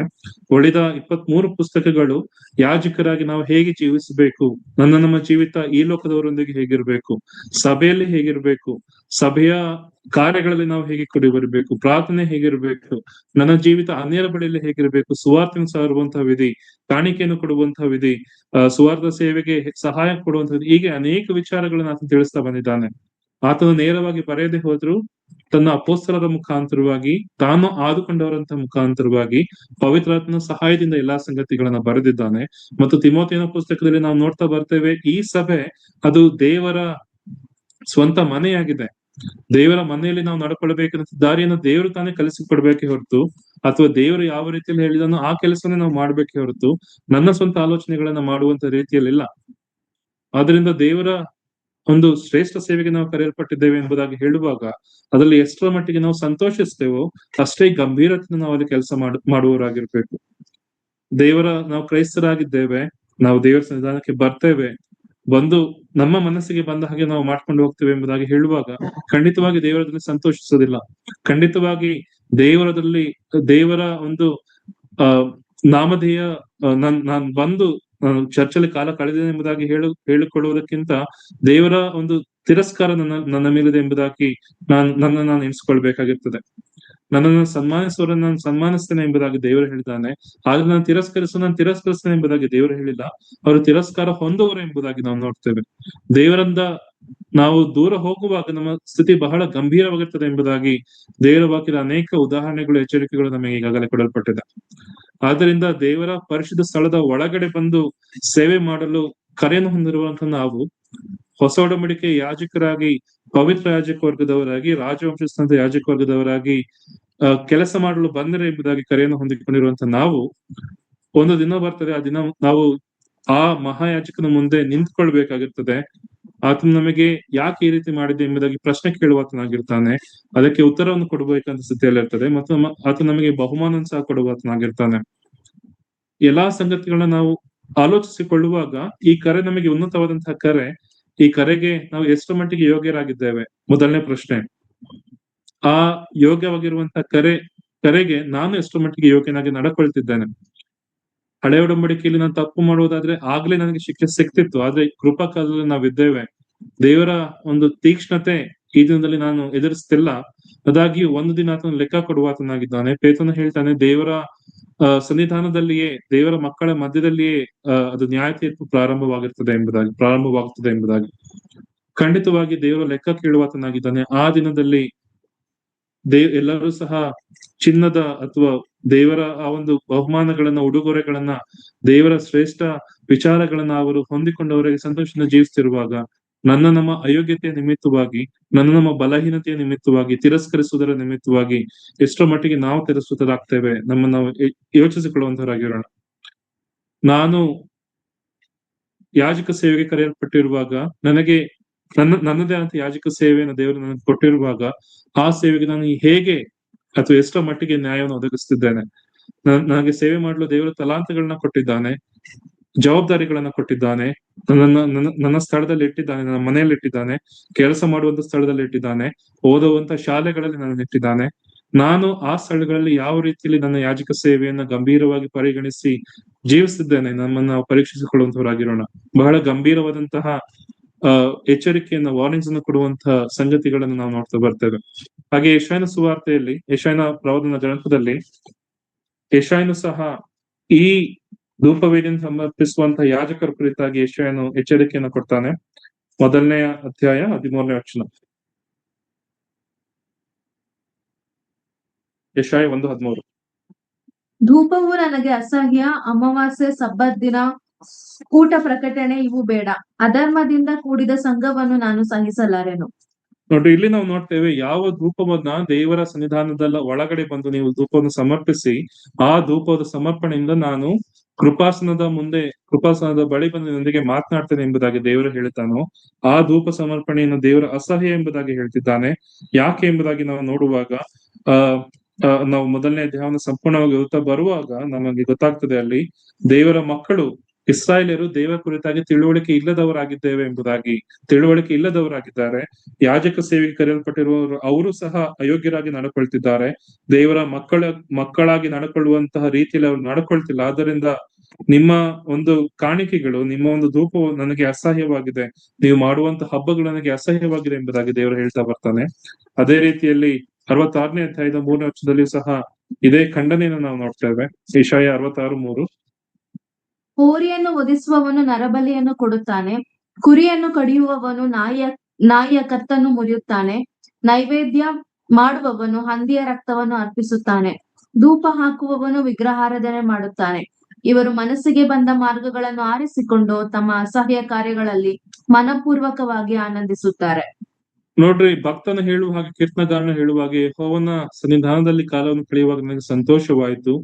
ಜನರು ಯೆಹೋವನ ಸನ್ನಿಧಾನಕ್ಕೆ ಬಾ ಎಂಬುದಾಗಿ ಕರೆಯುವ ನನಗೆ ಸಂತೋಷವಾಯಿತು ಎಂಬುದಾಗಿ ಕೀರ್ತನಗಾರನು ಬರೆಯುವಾಗ, ಇಲ್ಲೇ ನಾವು ನೋಡ್ತೇವೆ, ಯೆಹೋವನ ಸನ್ನಿಧಾನಕ್ಕೆ ಬರುವಾಗ ನಾವು ನೋಡ್ತಾ ಬರ್ತೇವೆ, ಅವರು ದೇವರ ಕಾರ್ಯಗಳಲ್ಲಿ ಆನಂದಿಸ್ತಿಲ್ಲ, ಆದ್ರೆ ಅಸಹ್ಯ ಕಾರ್ಯಗಳಲ್ಲಿ ಅವರು ಆನಂದಿಸ್ತಿದ್ದಾರೆ. ಆದ್ದರಿಂದ ಯೆಹೋವ ದೇವರು ಹೇಳುವಂತ ಒಂದು ಸಂಗತಿ, ನಿಮ್ಮ ಧೂಪಗಳು ನಮಗೆ ಬೇಡ ಎಂಬುದಾಗಿ. 1ನೇ ಅಧ್ಯಾಯದ 13ನೇ ವಚನ, ನಿಮ್ಮ ಧೂಪಗಳು ನಮಗೆ ಅಸಹ್ಯವಾಗಿದೆ. ನಿಮ್ಮ ವಿಗ್ರಹಾರಾಧನೆ, ನೀವು ಧೂಪ ಹಾಕ್ತಿದ್ದೀರಿ, ಆದ್ರೆ ವಿಗ್ರಹಾರಾಧನೆಯನ್ನು ಸಹ ಮಾಡ್ತಿದ್ದೀರಿ. ವಿಗ್ರಹಾರಾಧನೆ ಏನೆಂಬುದಾಗಿ ನಾವು ನೋಡುವಾಗ, ದೇವರನ್ನ ಬಿಟ್ಟು ಯಾವುದೇ ಸಂಗತಿಗಳನ್ನ ನಾವು ಇಟ್ಕೊಂಡು ಸಹ ಅದು ವಿಗ್ರಹಾರಾಧನೆ.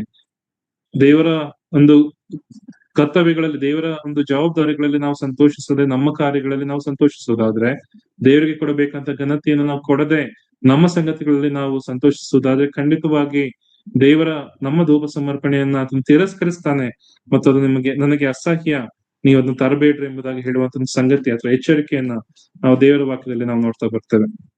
ಹಾಗೆ ಹೊಸ ಒಡಂಬಡಿಕೆಯ ಯಾಜಕರ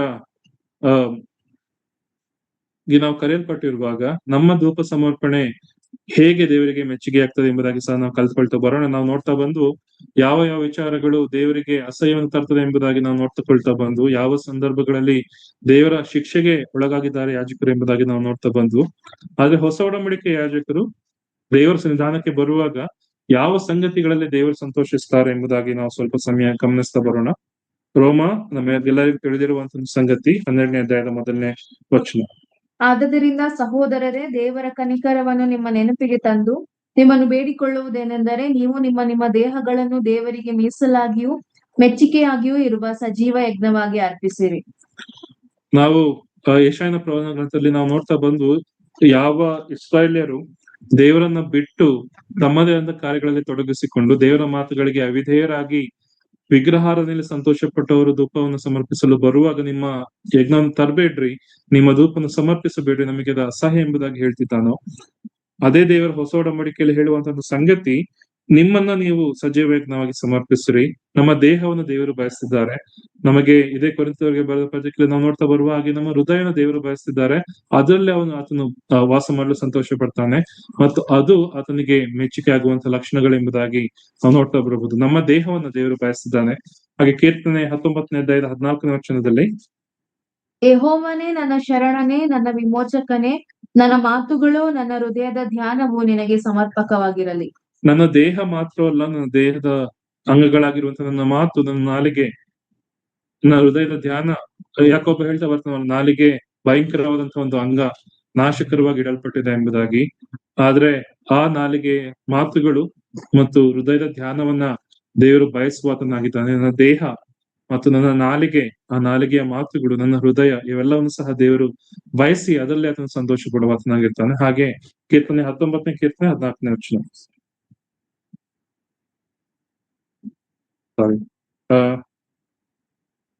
ಅಲ್ಲಿ ನಾವು ರೆಫರೆನ್ಸ್ ತಪ್ಪಿದೆ.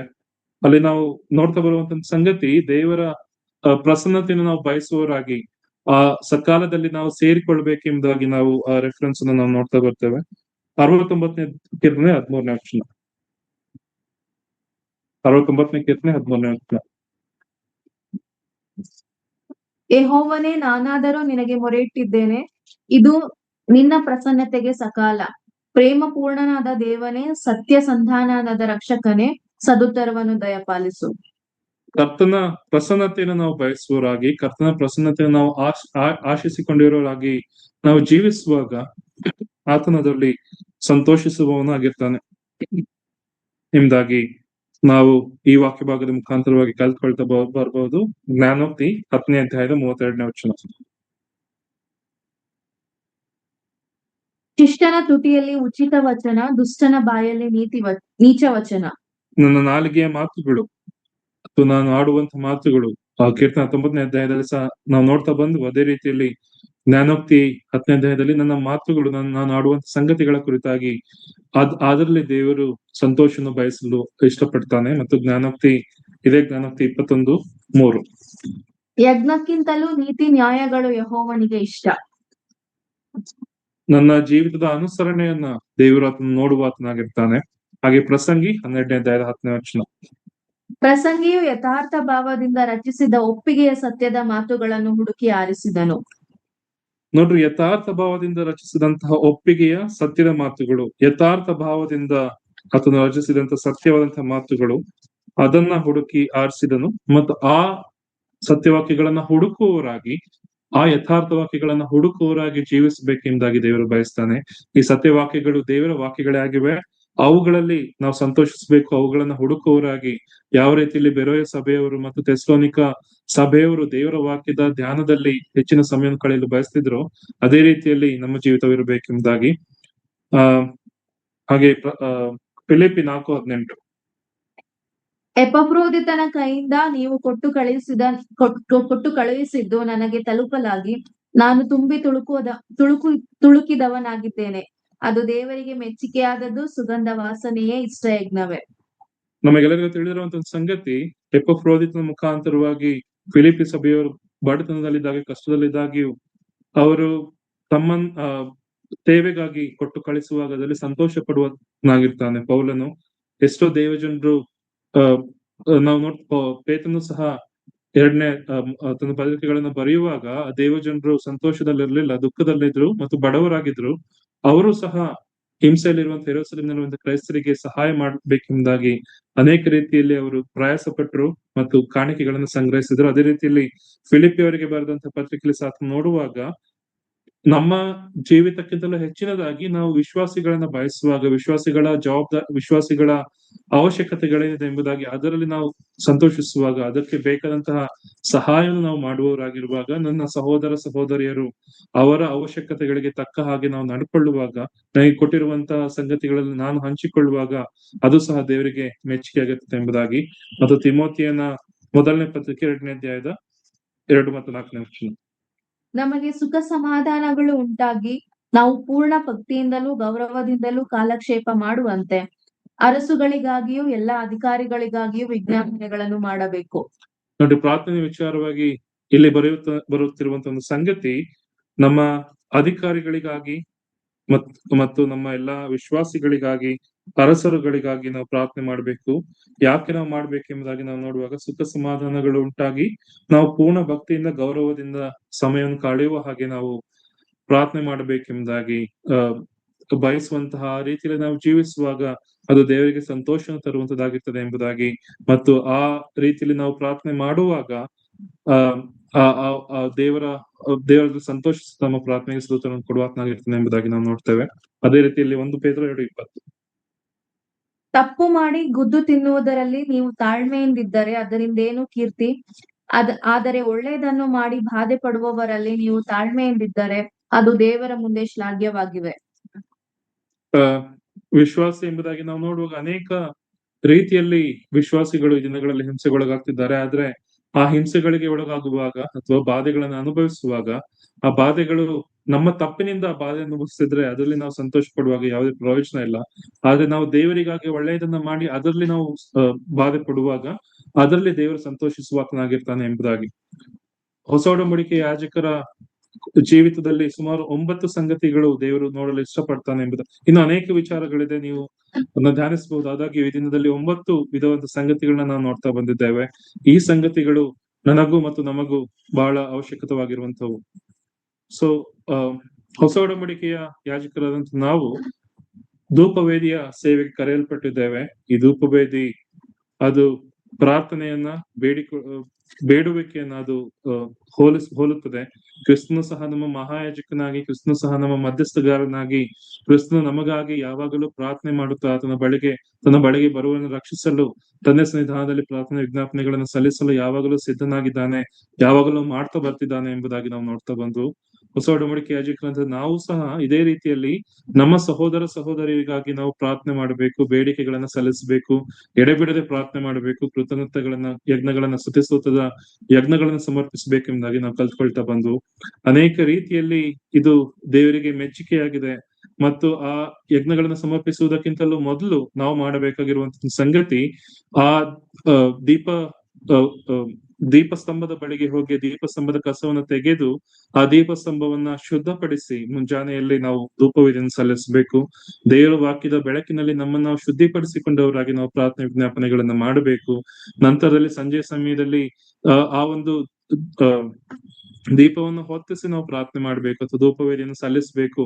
ಪ್ರತಿ ಸಂಜೆ ಪ್ರತಿ ರಾತ್ರಿ ದೇವರ ವಾಕ್ಯದ ಬಳಿಗೆ ಬಂದು ವೈಯಕ್ತಿಕವಾಗಿ ನಾನು ಕಾಲವನ್ನು ಕಳೆಯುವನಾಗಿರ್ಬೇಕು. ಅದಕ್ಕಿಂತಲೂ ಮೊದಲು ದೇವರ ವಾಕ್ಯದ ಧ್ಯಾನವನ್ನು ಮಾಡುವವನಾಗಿ ದೇವರು ನನಗೆ ಏನನ್ನು ಕಲಿಸಿಕೊಟ್ಟಿದ್ದಾನೆ ಎಂಬುದಾಗಿ ನಾನು ಕಲಿತವನಾಗಿ ಎಚ್ಚರಿಕೆಗಳನ್ನು ಹೊಂದಿದವನಾಗಿ ನನ್ನನ್ನು ತಿದ್ದಿಕೊಂಡವನಾಗಿ ಪ್ರಾರ್ಥನೆಯಲ್ಲಿ ಕಾಲ ಕಳೆಯಬೇಕು. ನನ್ನನ್ನು ನಾನು ಪರಿಶೋಧಿಸಿಕೊಂಡವನಾಗಿ ಶುದ್ಧತೆಯ ಕಡೆಗೆ ನಡೆಯುತ್ತಾ ಪ್ರಾರ್ಥನೆಯನ್ನು ಕಳೆಯುವಾಗ, ಸಭೆಯಾಗಿ ದೇವಜನರಾಗಿ ನಾವು ಸೇರಿ ಪ್ರಾರ್ಥನೆ ಮಾಡುವಾಗ ಅನೇಕ ಸಂಗತಿಗಳನ್ನ ಅದು ಸಂಭವಿಸ್ತದೆ. ಅನೇಕ ರೀತಿಯಲ್ಲಿ ದೇವರು ಅದಕ್ಕೆ ಉತ್ತರವನ್ನು ಕೊಡುವಾತನಾಗಿರ್ತಾನೆ.